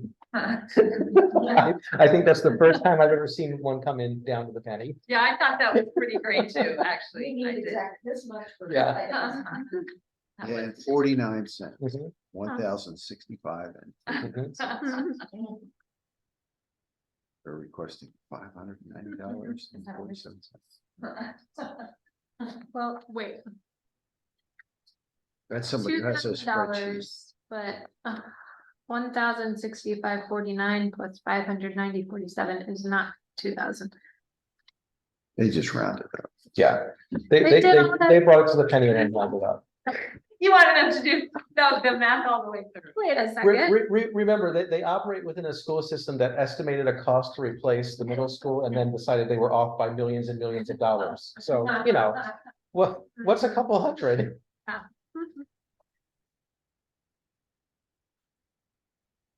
Oh, you didn't write 2,000 here. You actually wrote what the two things added together are. Did I? Oh, there you go. 1655. I did ask for 2,000. They did ask. But they only broke it down into the other two, so. You want to give them exactly the down to the penny? 47 cents. Plus 49. Well, plus 49. 96. So yeah, 1655.96. So what did we, Oh, so it's not to really reinvent the wheel, what did we do in past years? How did we decide that in past years? Well, Lynn was here and she was really great about breaking it down. Or is that it? I think Right. past years, there's certain things that we said we didn't want to buy, like food or t-shirts or something that we said. Do you remember? We have received some requests in past years where we said, you know, Yeah. that, Like a pizza party. yeah, that seems outside of, you know, what we're really trying to do here, or it feels like it's serving like such a very limited, you know, group that it's not, you know, a broad enough benefit, but quite honestly, as we've worked through it, I think what's often happened, and someone mentioned Lynn, is someone has come in and said, all right, this is tough. What do you all think of this? You know, so they basically, you know, broke it down to something that adds up to 5,000, and then we adjusted on the margins there, you know, between the organizations, because we know that 5,000 is our cap right now. Right, So, I mean, that makes it workable. yeah. you know? Also go by priorities, if you feel like there's more need.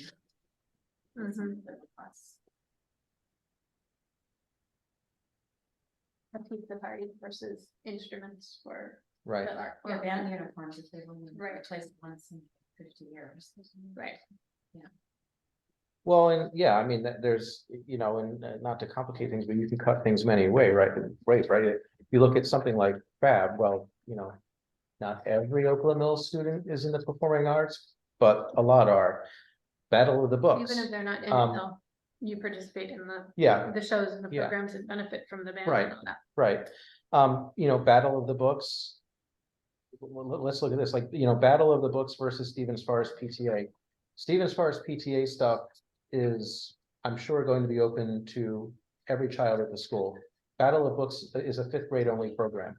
So, you know, when you talk about the population of 400 kids at Stevens Forest, okay, well, you know, Battle of the Books is definitely only one grade. It's always fifth grade. That's good. Whether that matters to us, I don't know, but you know, I think to the point Warren was making, there are different scopes to some of these Sure. requests. Yeah. And in some cases, we might have to ask them. I just, you know, I happen to know that because Battle of the Books has been around for a while, and that's a fifth grade thing every year. And yeah, that's kind of what Rebecca was asking. How much is How It's- many residents are is benefiting? residents? That she's trying to figure that out as well.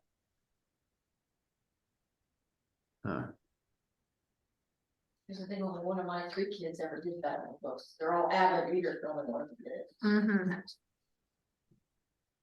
One of my 2 did. Yeah. There you go, that's, yeah.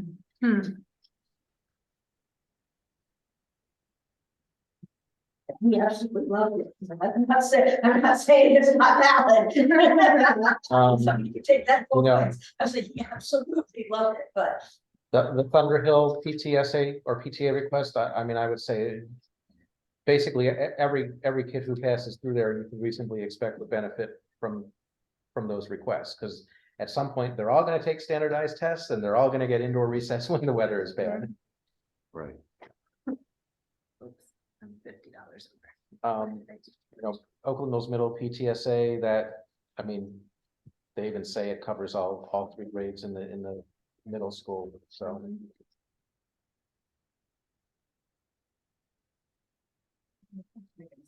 No, yeah. Yeah. No, I'm just trying to come The- up. And with the a other thing, process. we always point out on the Village and Howard requests, and Brigida, you'll have the exact figure, right? We already sort of do make I don't want to call it an off the books, would it be an in-kind type donation? We reduce their rent at the neighborhood center, so, you know, we also do make another kind of contribution to them outside of our donation budget. Not that they ever ask us for a whole lot. I think they're usually pretty conservative because they know that, but we also help them in other ways, as you know, we help these other organizations too in different ways, but But the Village in Howard is the only ask here that is not for kids. yes, Everybody else are. yes. are We for have both ends of the population. spectrum. No one is asking for anything for us. Next year. I know, yeah, like there is no, where is the Gen X Association? Yeah. I don't even know what my needs would be. Oh, I have many.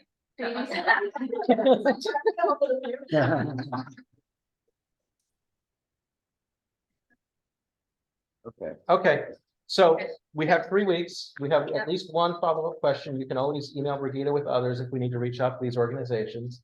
Okay. And then I wish you all the best of luck at that next meeting that I probably won't be at. This is working out perfectly for me. Oh, there's a hard decision coming up. I'm going to West Virginia. You're most embroiled in all of these, so it's probably easier on you in the long run to feel like you didn't have to do that anyway.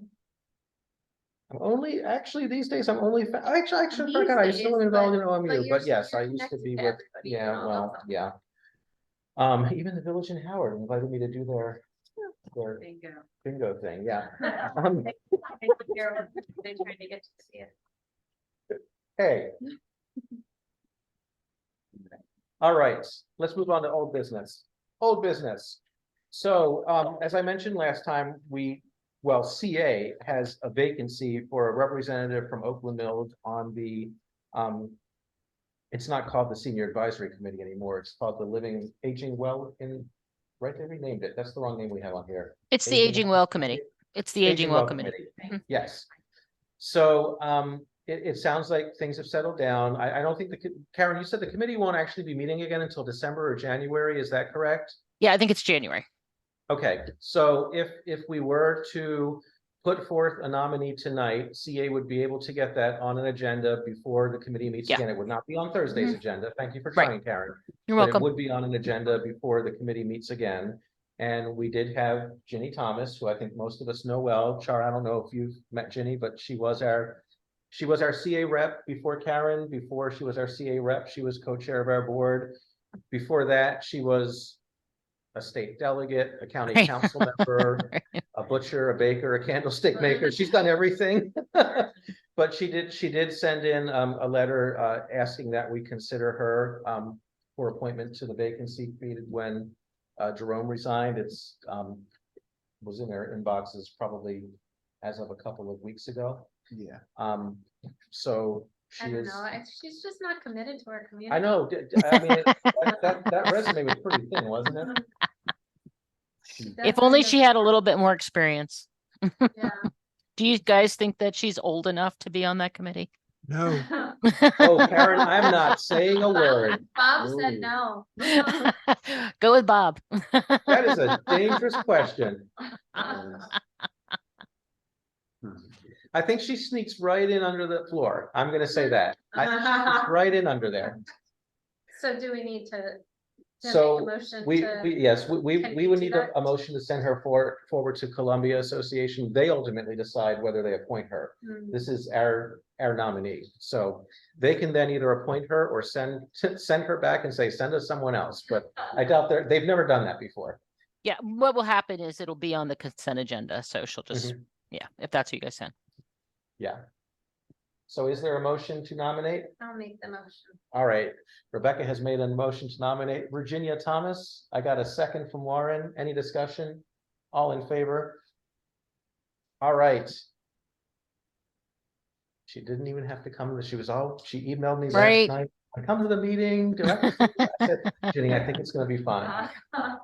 I said, if there's any concern, I'll send you a quick email. Join, but I think it's gonna be fine.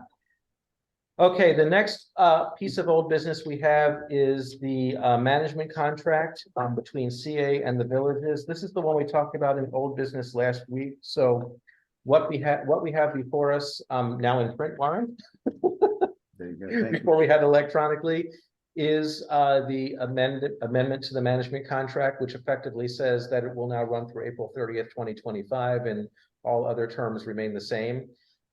So we did discuss this last time. The purpose of the old business this time is so that we can potentially take a vote that would either have us agree to accept the amendment, and if we do, I would then sign and we would send it on to Dennis or not. Any questions or discussion on this?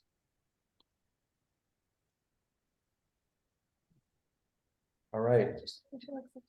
Hey, that's pretty good. Look at that. Yeah. All right. I motion to accept amendment. All right. Is there a second? I second. All right. Any discussion? All in favor? All right. That's a 4-0-0 as well. I actually have the copy in here that I'll sign. All right. Moving right along to the board chair report. A couple of things.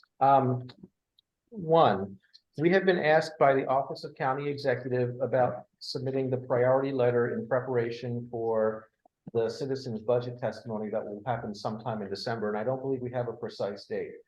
But what they've asked us is if we can submit something preliminary by about the middle of November, and then we would still have time to work on it so we can kind of finalize it for whenever that December date comes.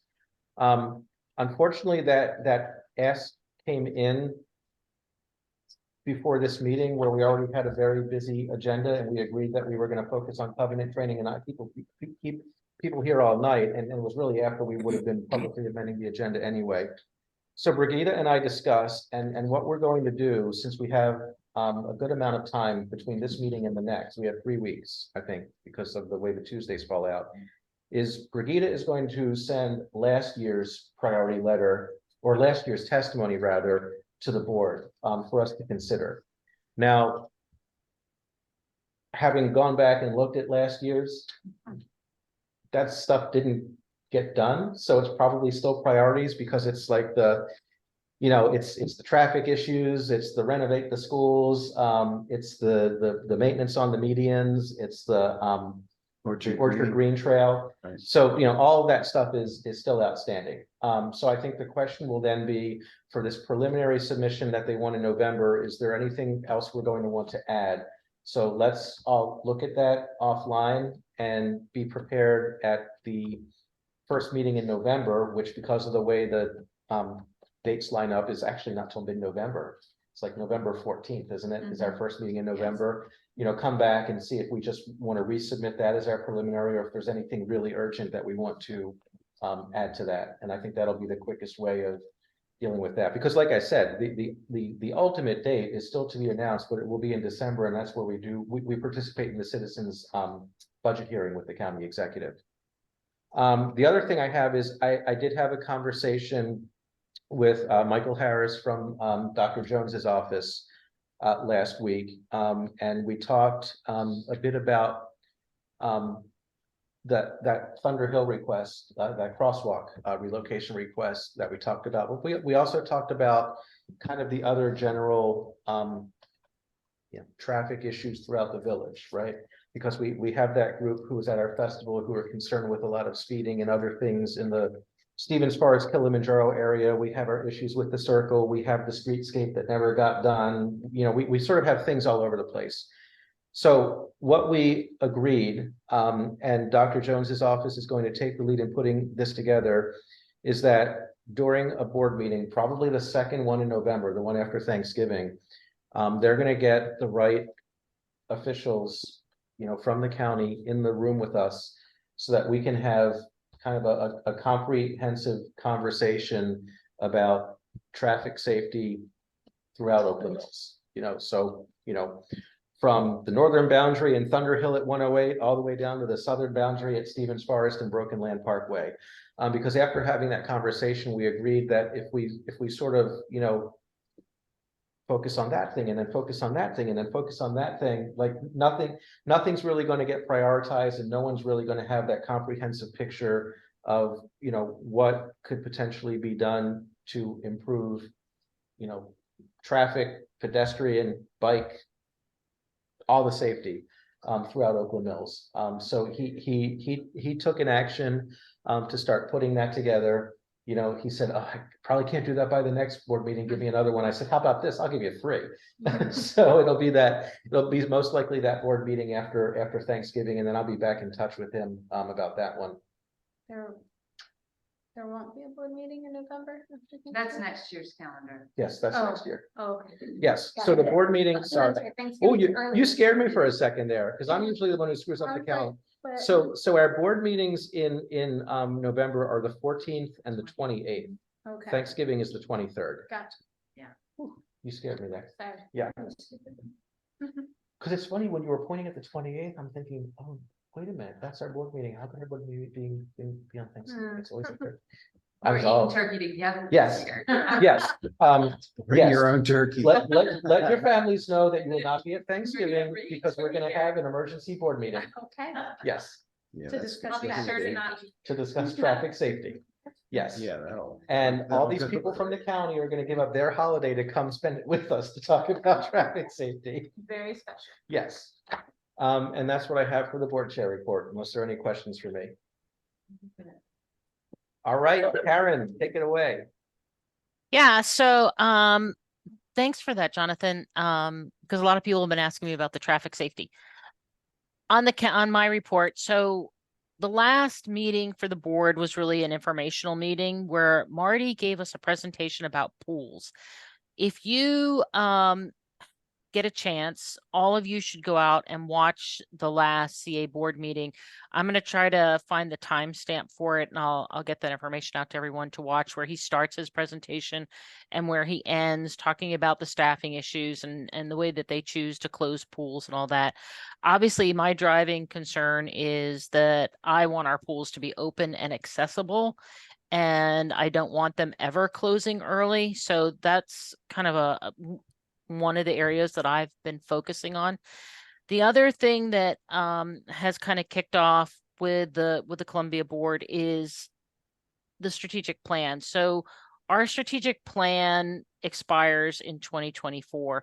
And so they're working on obviously a new strategic plan. And what I would really like to see is like a really good vision for what Columbia should be in 5 years, or what the Columbia Association should be. And you know, as someone who grew up here and wants, you know, loves the open spaces, all that kind of stuff, I'm looking to see, like as we collaborate, what does everybody see? How can we bring as many ideas to the table as possible? So I'm hoping that the village board also has some ideas, if you guys bring them to me, about things that you would like to see the Columbia Association be. It can be this strategic plan, we can be very aspirational in it and what we do over the next 5 years. And I think, keep in mind, the Columbia Association runs 23 outdoor pools, the Columbia Gym, the athletic club, the Supreme Court, the golf courses, all the open spaces, the play areas. And Bill's not here tonight, but as we're reimagining the play areas and open spaces and all that kind of stuff, Bill's been messaging that, we're reimagining these play areas for not just the next 2 years, but for the next 20 years, right? Because once you build something, it's going to be around for quite a while. And how do we want, we're an age of technology. We're a very multi-generational community. How do we, how should the Columbia Association be engaging with its residents? So that'll be super interesting to see how that goes, especially as for my next topic.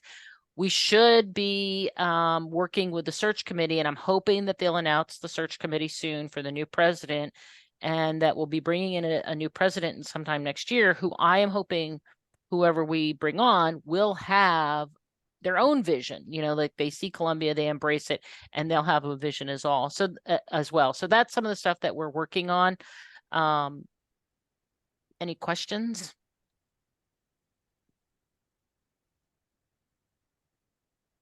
Any questions?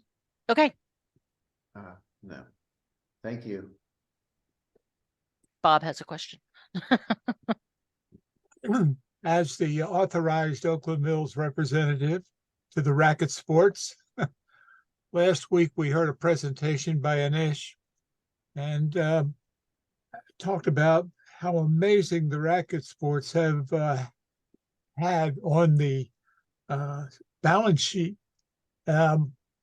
saying, wow, COVID must be over based upon the participation levels that are being held. However, he also said that the USTA wants to take away a large part of profitability in running the USTA league programs for the coming year. So Dan and Anish are working hard to try to provide the services without losing profitability. And that thing, a letter went out to all the team captains last Thursday to let them know that there's challenges afoot. USTA would like CA to give up the right to the indoor facilities, the court level, say, okay, you have 30 courts on this night, et cetera, et cetera. They want to ask to give up, and there's a lot of money involved. The profitability of having all of the indoor courts used during the summer when you can't sell them as block time because people play outside for nothing. So Right. Anyway, this will be an ongoing issue, and look forward to seeing what the report back is from Dan Burns to the board with regards to how the agreement can take place between USTA and CA. That'll take place for the leagues. Other than that, it's a pleasure serving my board. Oh, thank you, Bob. We appreciate that. Hey, Bob, can you share the information that Dan shared with you? I'd be very interested in seeing that. Anish is the author, but Dan stands behind it. Yeah. Yeah. Yes, I will forward the letter to you, Karen. Thank you so much, Bob. I appreciate it. Sure enough, forward. Thank you. Thanks. Thank you.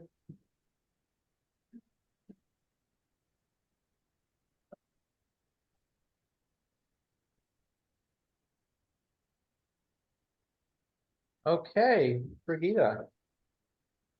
So two things. The first, which I forwarded to you, was next year's Oakland Mills Community Association holiday schedule, which is pretty much the same as it always is year to year. Next year it's tricky. The week of Christmas because it falls in the middle of the week. So our office will be closed that whole week, but only one of the days is a holiday. But so it's not that Jonathan and I, you don't have to vote on it, but just so you were aware of what our closing, and if you had any questions. So You know, as many times as I've looked at this, I noticed one thing. what's that? We say that in the bottom, we say that Wednesday, December 25th and Monday, January 21st are holidays. Oh, it should be 2025. Is that what you're Well, saying? no, actually, January, Oh, no. fir- actually, what I was gonna ask is, why isn't January 1st, 2024 on our 2024 holiday calendar? You know, it's funny, Jonathan, because I dreamed that in my sleep last night, but when I came to work this morning, I had so many other things. And yes, that paragraph needs to be And I adjusted remember I because, always corrected Sandy, so it's funny, and now I'm gonna have to tell Sandy that I did the same exact thing she did, but I don't know why it's not. It's never been one of our so holidays. if we're, okay, Yeah, because we typically give 10. if we're talking about the top of the page Yeah, and Monday, January 1st is not a holiday, then this is correct. yeah, But if we go to the bottom, then I think what you mean is Monday, December 25th, 2020. Which dates do you, there is no Wednesday, December 25th, 2023. no, it December should 20. be, it should be 20. Wednesday, It's a Monday. December 25th, 2024. 2024, And Monday, January 1st, 2025. Right. You know how many times. but that's gonna be a Wednesday. Wednesday. January 1st is going to be a Wednesday. Seriously, no. Yeah, because Christmas and. Or New Year's. New Year's Day are the Day same are the bar, same. yeah. Yeah. But, Okay, well, but I we- will make but the we, correction. but we do say the other thing that confuses me is we say that January 1st, never mind the year. We It's a say that holiday. January 1st is an observed OMCA holiday, but we don't list it in our We holiday don't. schedule. But here's the thing, is. We typically give 10 holidays. Mhm. That's about average. And they're typically the holidays that are listed. Mhm. So in order to only have 10 holidays, we would have to take out and provide January 1st, which January 1st should be a holiday because it's federal holiday. Right. So maybe, So my you're point ca- is maybe we should have 11 holidays. So you're counting the floating holiday as one of the 10? Yes. Okay. Yeah, Well, I think what probably happened is when Juneteenth got added as a Right. holiday, Right. we kept it at 10, so we took another one away, whereas like in the federal government, it got added as an 11th yes. holiday. So let's be like the federal government and let's have 11 holidays, right? Yes. Okay. Does it matter? Can you just say that? As the boss, can you? I can just say that but also, is it okay with you? Oh, I mean, it doesn't matter.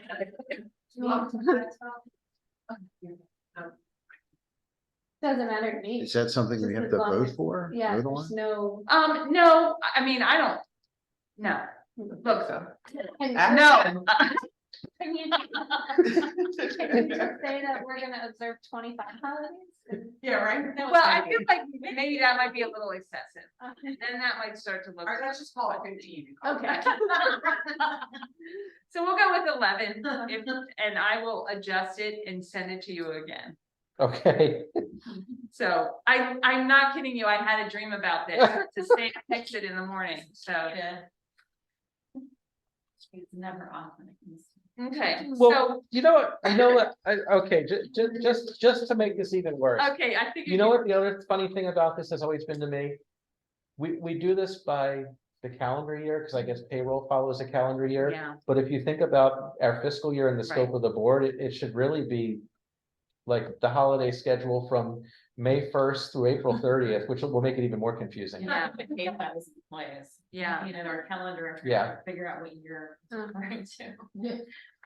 yeah, okay, so I'm gonna keep it at that. Okay, Sort of out. So therefore we can have whatever. no more holidays. Taking it away. We rebel. So just a few updates for, I did reach out, we have a couple of outstanding issues in the building, not issues, but one is, I hadn't gotten an official schedule for when the upstairs loft bathroom would be installed. And we really do need to know because those are very big tour months. Because a lot of people get engaged over the holidays and on Valentine's Day. So I did reach out to John at CA and he said they do have a contractor and they're working with them on the schedule and he will get it to me as soon as I have it, or as soon as he has it, excuse me. And the other issue is in the springtime, just as it was getting warmer, the panels in our bathrooms that in the front office that provide the heat were overheating and turning orange. So we shut the power off to them. Whoa. And they're supposed to be putting in new panels, but there's, as Marty was mentioning, there is a delay in the parks. So I'm hoping that we get those soon because we do have events through December that could be a little chilly in the restroom if we don't get the heat on up there. So I also am working with that. The others are just events that we've had. We had our first Rhinoceros, which was a smaller crowd, but a nice crowd. The Oakland Mills Local Leadership Team had their movie here on Friday. I was here. It went very smoothly. And I would say, bless you, they probably had 35, I'm never good at judging numbers, but I feel like it was like 35, 40 people that enjoyed the movie. I had sent an email out indicating that our open house invitations have gone out. If any of you are around on that afternoon, all of the daily staff will be here with the table and kind of so people can put a face to a name.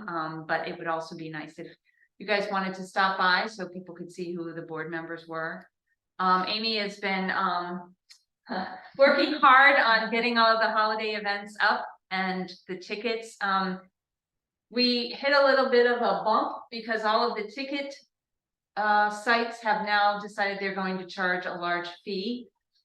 So we've used Eventbrite for free, as has all the event planners in all of the villages. And now they have a step of pricing that you have to have.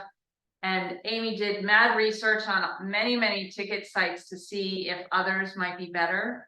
And we discovered that they're all connected to a PayPal account or a Square account.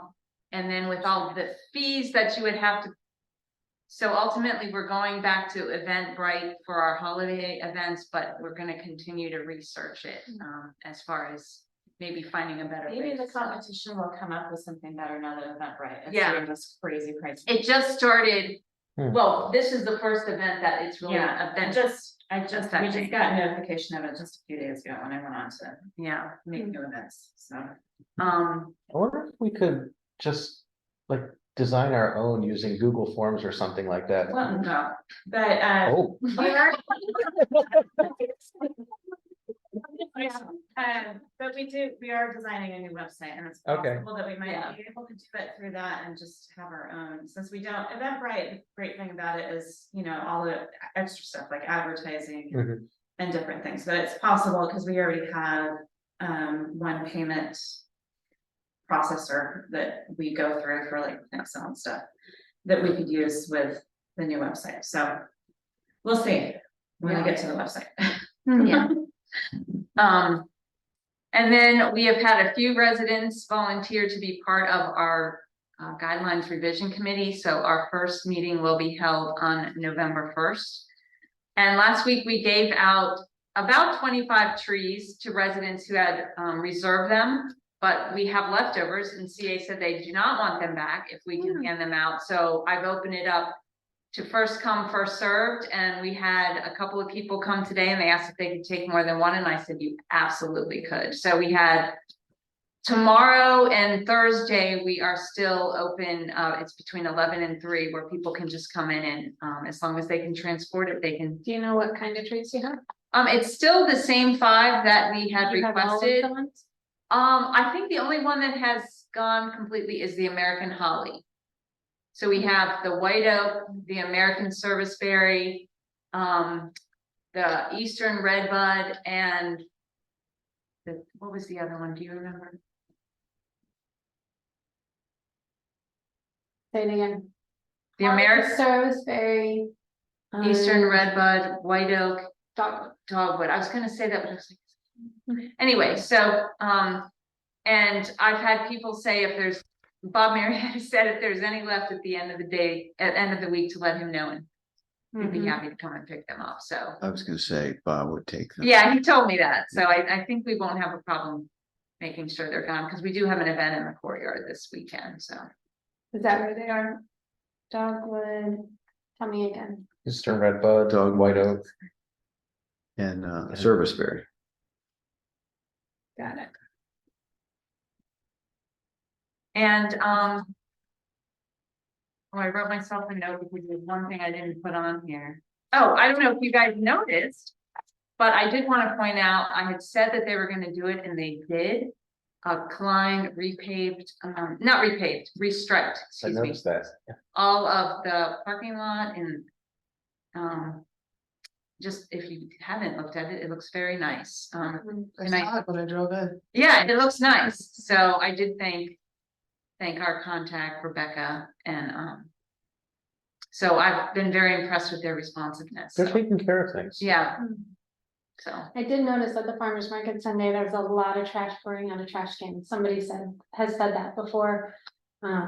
It was the same this Sunday. and too. I know they've added trash cans, but I also know that when I did bring that issue up to Klein, they did say it because they are using our lot, that it's really up to the people who are utilizing the lot at that time, although they would provide more trash cans to ensure that the trash is Who taken care of. empties the trash?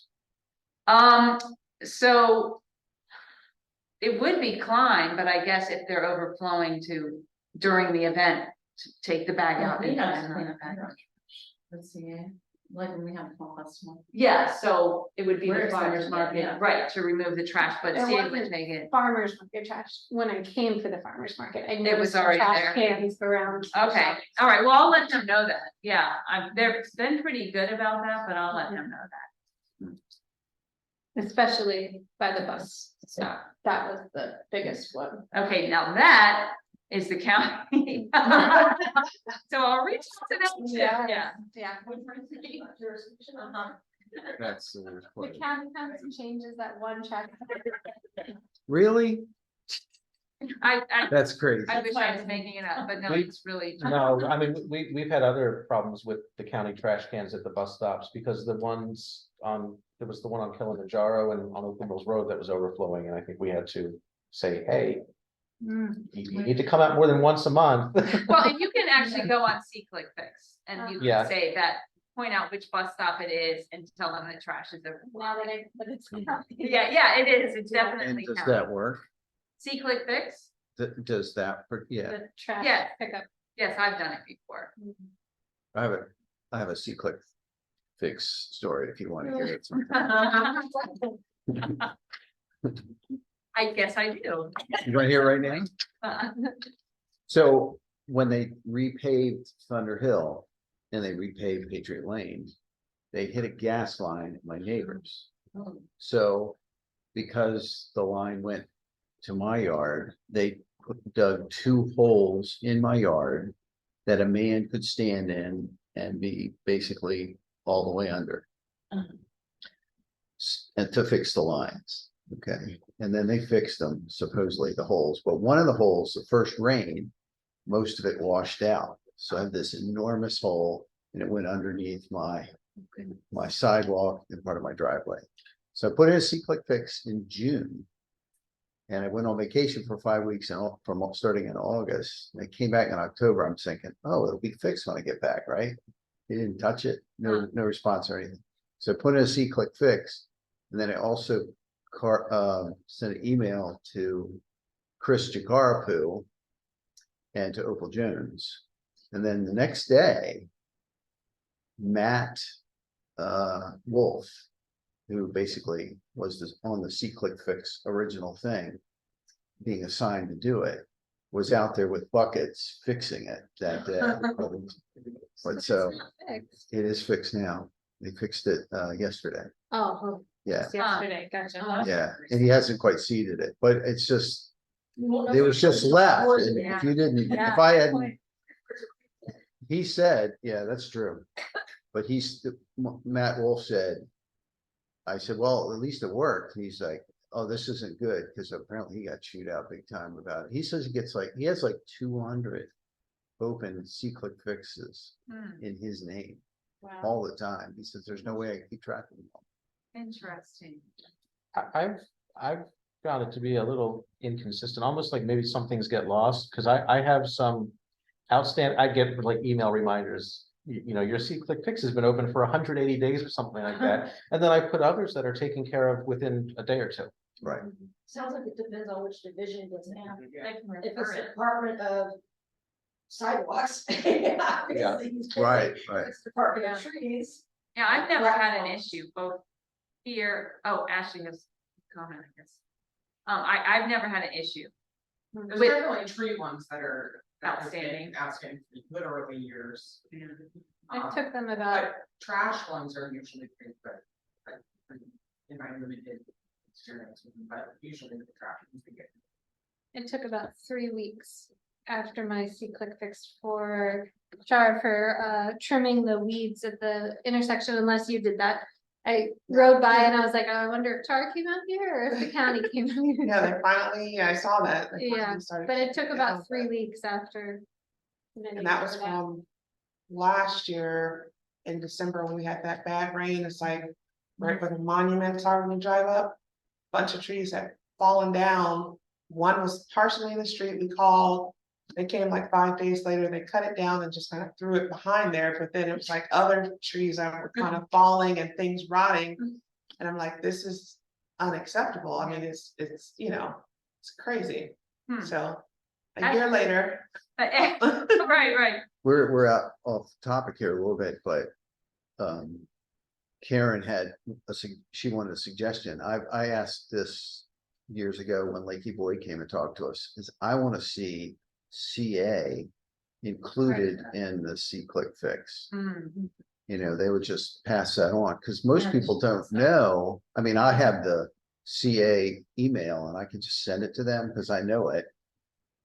And they're very responsive, but a lot of people don't know that. Yeah. So when we had graffiti on our pathways and on some bridges, I could just send an email to CA and they respond right away. But a lot of people so people would ask me Yeah. to fix that, So I wish that was something that was available. Well, and I know that Sandy has this whole spreadsheet of what goes where, so it might be useful. And I think some of it is even up on our website under Yeah. community resource. Well, we've had CA's, CA has a page that, who takes care of what, Yeah, so. Ashley. has- yeah, Ashley has a her hand up. Hey everyone, Warren, I wanted to let you know, I'm glad you sent that update because I did email Matthew once we got your email. So it is wonderful to know that he was out there taking care of it. And for any other C-click fixes that you all have, if you will just forward them to me, I am the one who will follow up on them. I will let you know that with those, there are about 4 folks who actually see those C-click fixes and have to work through and process and assign them. So sometimes they get a little mixed up in the shuffle. But if you send me any ones that you all have open, like Warren did, then I'll follow up on them for you.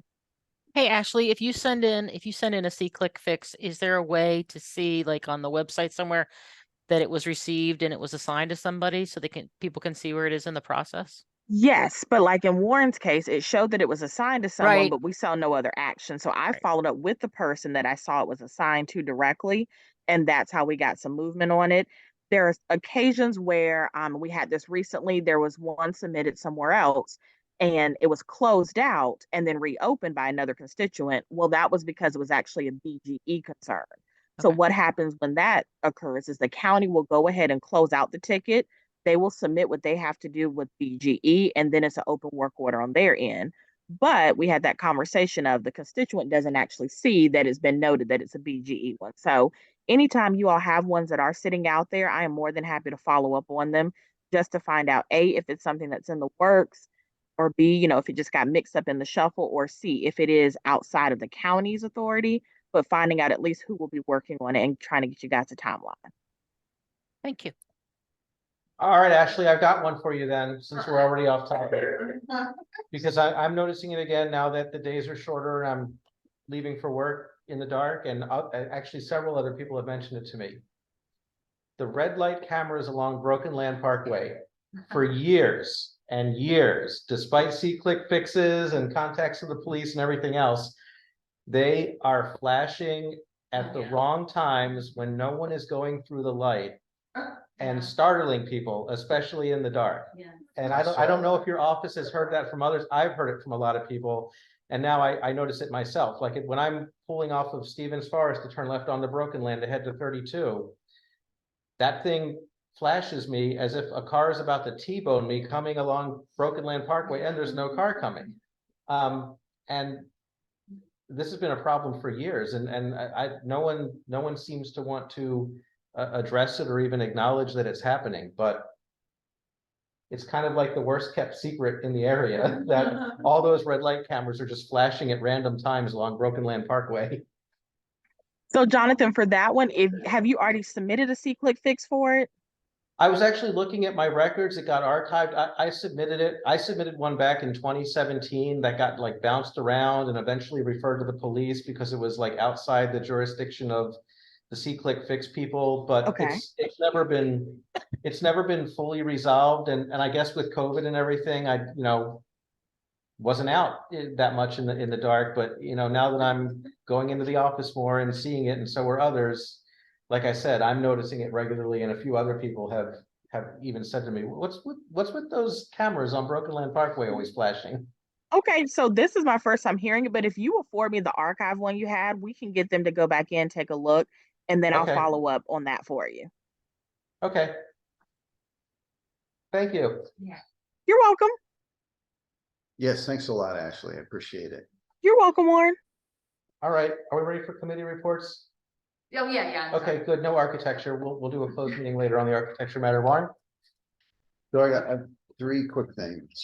At the last meeting, we talked about Bland Air North, because I've always wondered what's happening with that. And one of our, Jim Caffey, he wants a frisbee golf course in the north. So I just said, why don't you contact somebody from there and find out what's going on with the north, and do they have plans? Because they had an old plan years ago with softball fields and blah, blah, blah. And he contacted Jason Thompson, who's the park planner. I didn't know we had a park planner. And he said there are no final plans for this, but they will begin for the north once funding for the bridge that goes across Route 175 is secured, and then he estimate that'll be in like 2 years. Don't encourage them to do that. So I'm hoping that we won't get that. Yes. Tell Jim to shush. Don't remind him. Well, no, I mean, that's going to happen unless we rise up against it or something, which would be nice. I would love to see the north be a car-free park, but Oh, no. You're not dumping all that on us down here. We've lived with that long enough. Where's people park? Where are we gonna get there? There's supposed to be like Well- a pedestrian bridge over 75 or something, at least on the old plans. well, it's supposed to be a car and pedestrian and bikes. Yeah, it's going to cost several $1 million. Now, would that car bridge actually bring people into the North Park, or would it be for the purpose of being able to go westbound on 175? Because right now, if you exit the lots from Bland Air, the only way to get to westbound 175 is to go through Sohap and up Thunder Hill, and that's eventually supposed to be closed off. Right, I think it is. I don't know. I haven't seen those So, plans. so it would just be a, No, basically it's just a also, loop, there right? will be parking on the Oh. north side. That's part of what's. I don't mind the plan. parking on the north side. I mind all the road paths all the way through the park. You Right? know what I mean? Like, Yeah, I don't Yeah. want those. that's Yeah. unnecessary. You can have a parking lot and then you can walk. to So the you park. can play softball or whatever, yeah. Yeah. But anyway, so he says that in the next 2 years, if we want something, if you want to play softball or you want whatever, you want a garden, community garden there, whatever it is, we should get some input from the community about what people want. I'm ready to go knocking doors with you, Warren, to find out as soon as my hip is done. Let's do it. Yep. I like it. The next one, I want this, I want that, it's like. Yes, you don't want cars driving all through there. You want to be able to walk through there. I Yep. certainly don't want people coming and parking on my street, Well, that's because there's no parking at the park. that's fair. And I mean, if you've ever been up by, oh gosh, it's down past one, on the weekend when they have the big bicycle route paths and stuff, mountain bike paths, and there's like a BMX path back in there, I don't know where it is, it's further down. Rockford? yeah, Yeah, Rockford. right, Uh-huh.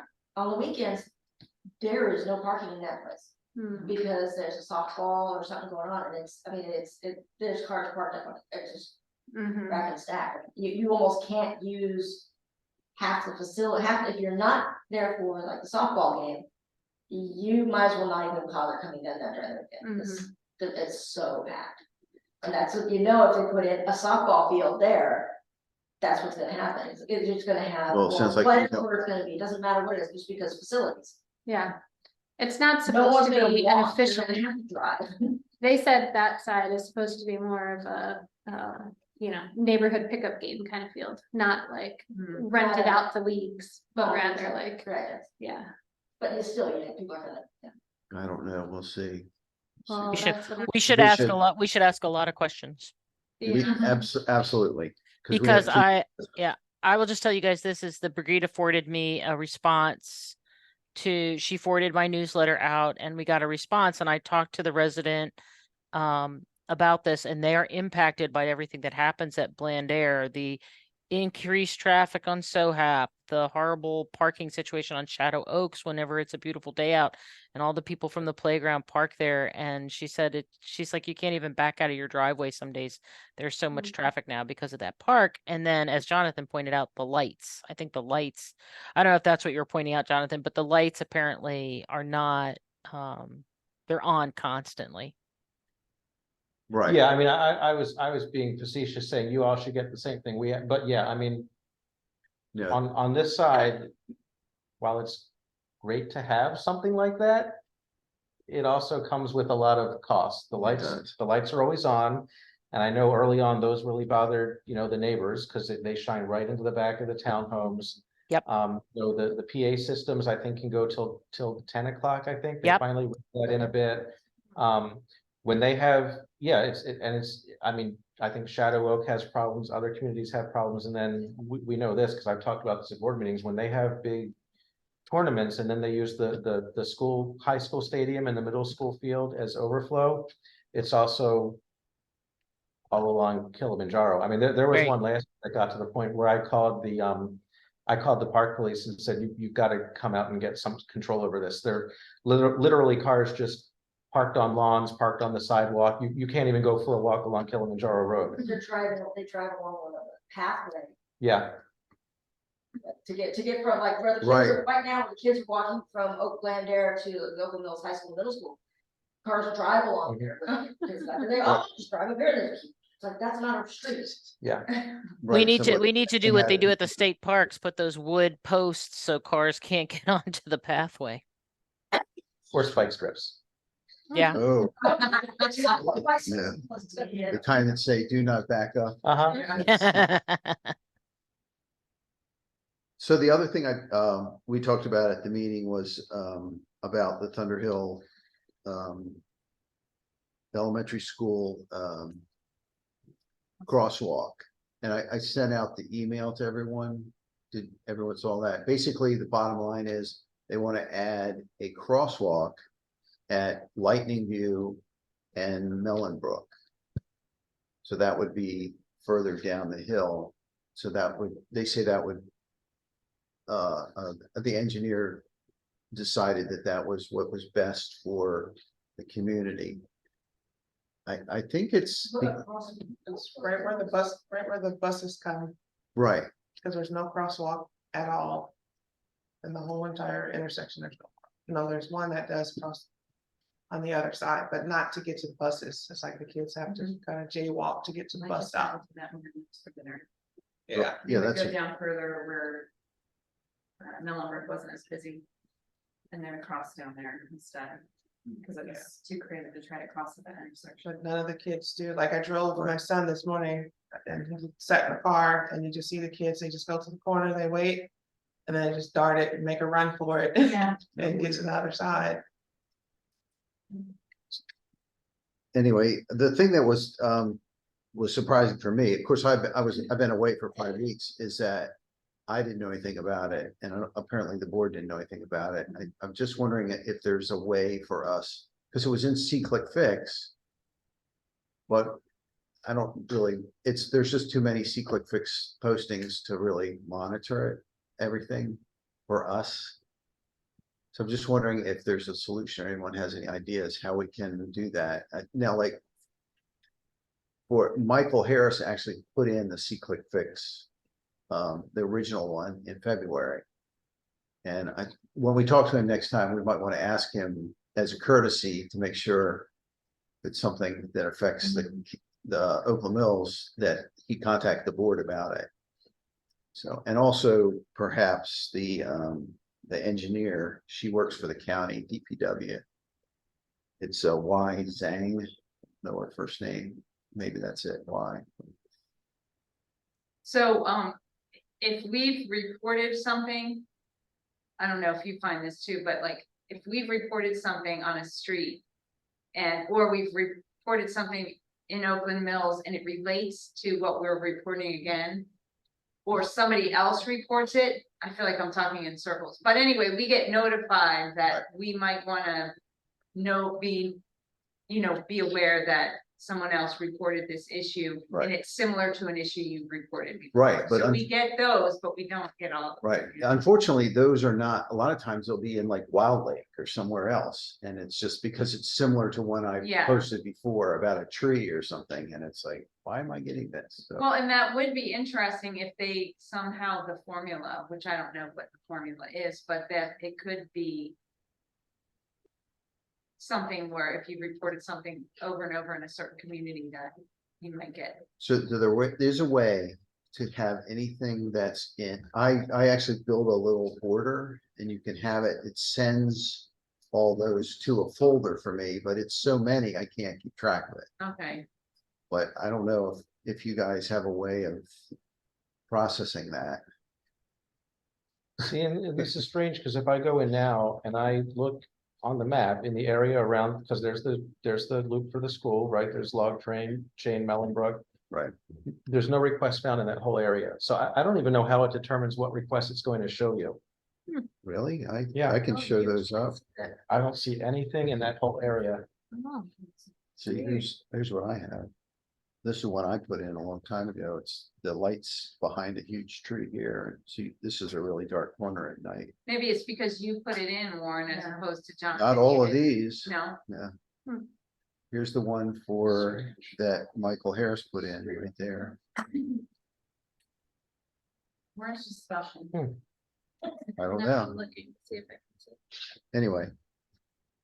All right, so the next. I just got a tree concern. So one came up. A tree concern at Log Chain, but that's it. If I go over that way, I get a tree concern. It's strange. I don't have. No, Okay. all right. I get it. I have lots of dots over there. You might have a filter or something. So the other thing we have is we are going to meet next on the 21st of November at the Collage Conference Room at the main library. Here's what I wanted to tell you, and I saw that, just FYI, we are opening up evenings, starting different nights. So if you would like to meet here, just let me know and we can make sure, because we do have some HOAs that are wanting to meet in person.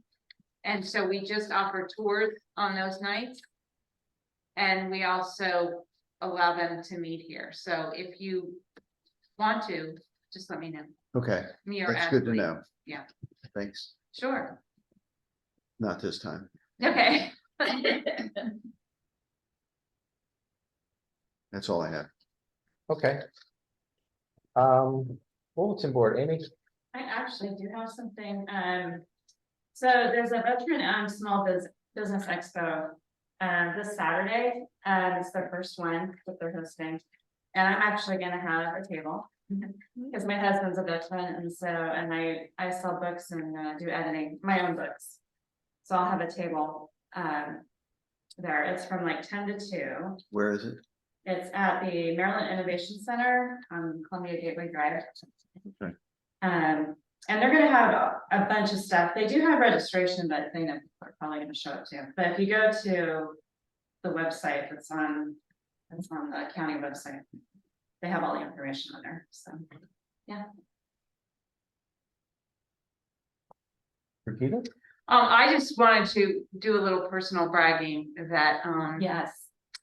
the county executive gave a shout out to my eldest son, for, a Black Fine Artist Focus and, for his comic book and, his work at the Arts Council. So on Howard County Executive's page, my son was highlighted. So I just am proud mom and Oakland Mills alum. I'm really angry at Facebook because I saw that this morning on my phone.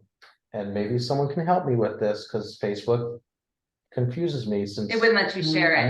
Well, no, it would let me share it, but it won't let me share it as like the county executive said this. It just kept going as a Yes. link to his website without any context. So I was trying to share it to the Oakland Mills School Group, since he's an Oakland Mills grad, and also to our Board of Directors Facebook group. So Yes, I so- shared it like twice and then took it down because I'm like, well, this isn't gonna make sense to anyone.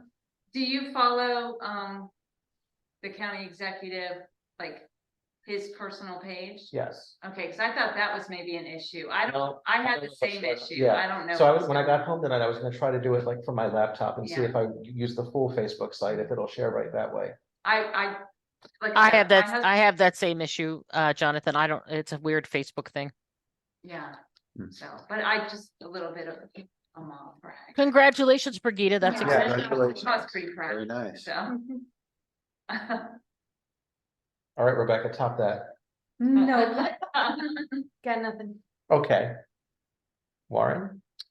Thursday, we celebrate our anniversary, our 38th anniversary. Happy anniversary. Congratulations. Happy anniversary. Sunday, we just celebrated my anniversary, my Well, happy 12th anniversary. Happy anniversary. Happy anniversary. Actually, I Shar? told my husband, I don't have anything. we keep getting cards from people saying congratulations on your anniversary, and I think it's the weirdest thing. I'm like, it's just Really? between us, like, why? Yeah, does I always everybody had that else same congratulate me discussion, on my yeah. Yeah, anniversary? that's kind of weird. Yeah. A birthday, I get. Yeah. Because you made it that far. Nobody Yeah. cares about me. Oh. Don't forget Karen. I haven't finished it. I didn't even call B yet. Yeah, but you're last. Karen? Nothing. I got nothing. All right. Oh, man. After all that. Hey, there'll be plenty of community notes later, but just so you know, save the date now. December 2nd, after the events in the other barn that morning, is the matinee and the evening WBAL concert for kids, which is the big fundraiser that Oakland Mills High does for the WBAL Kids campaign that's raised, I think, over $105,000 in the, I forget how many years they've been doing it now, in the several years they've been doing it. Cool. And that concludes the open portion of our meeting. We do have one matter that requires closed meeting because it's dealing with pending or potential litigation. So is there a motion to close the meeting? Okay, there's a motion by Warren. Is there a second? Second by Shar. All right, all in favor of closing? Okay, so we have Bye-bye. Good night. 3. Thank you. So, well, I was gonna say Karen doesn't have to stay, but she can, but she left.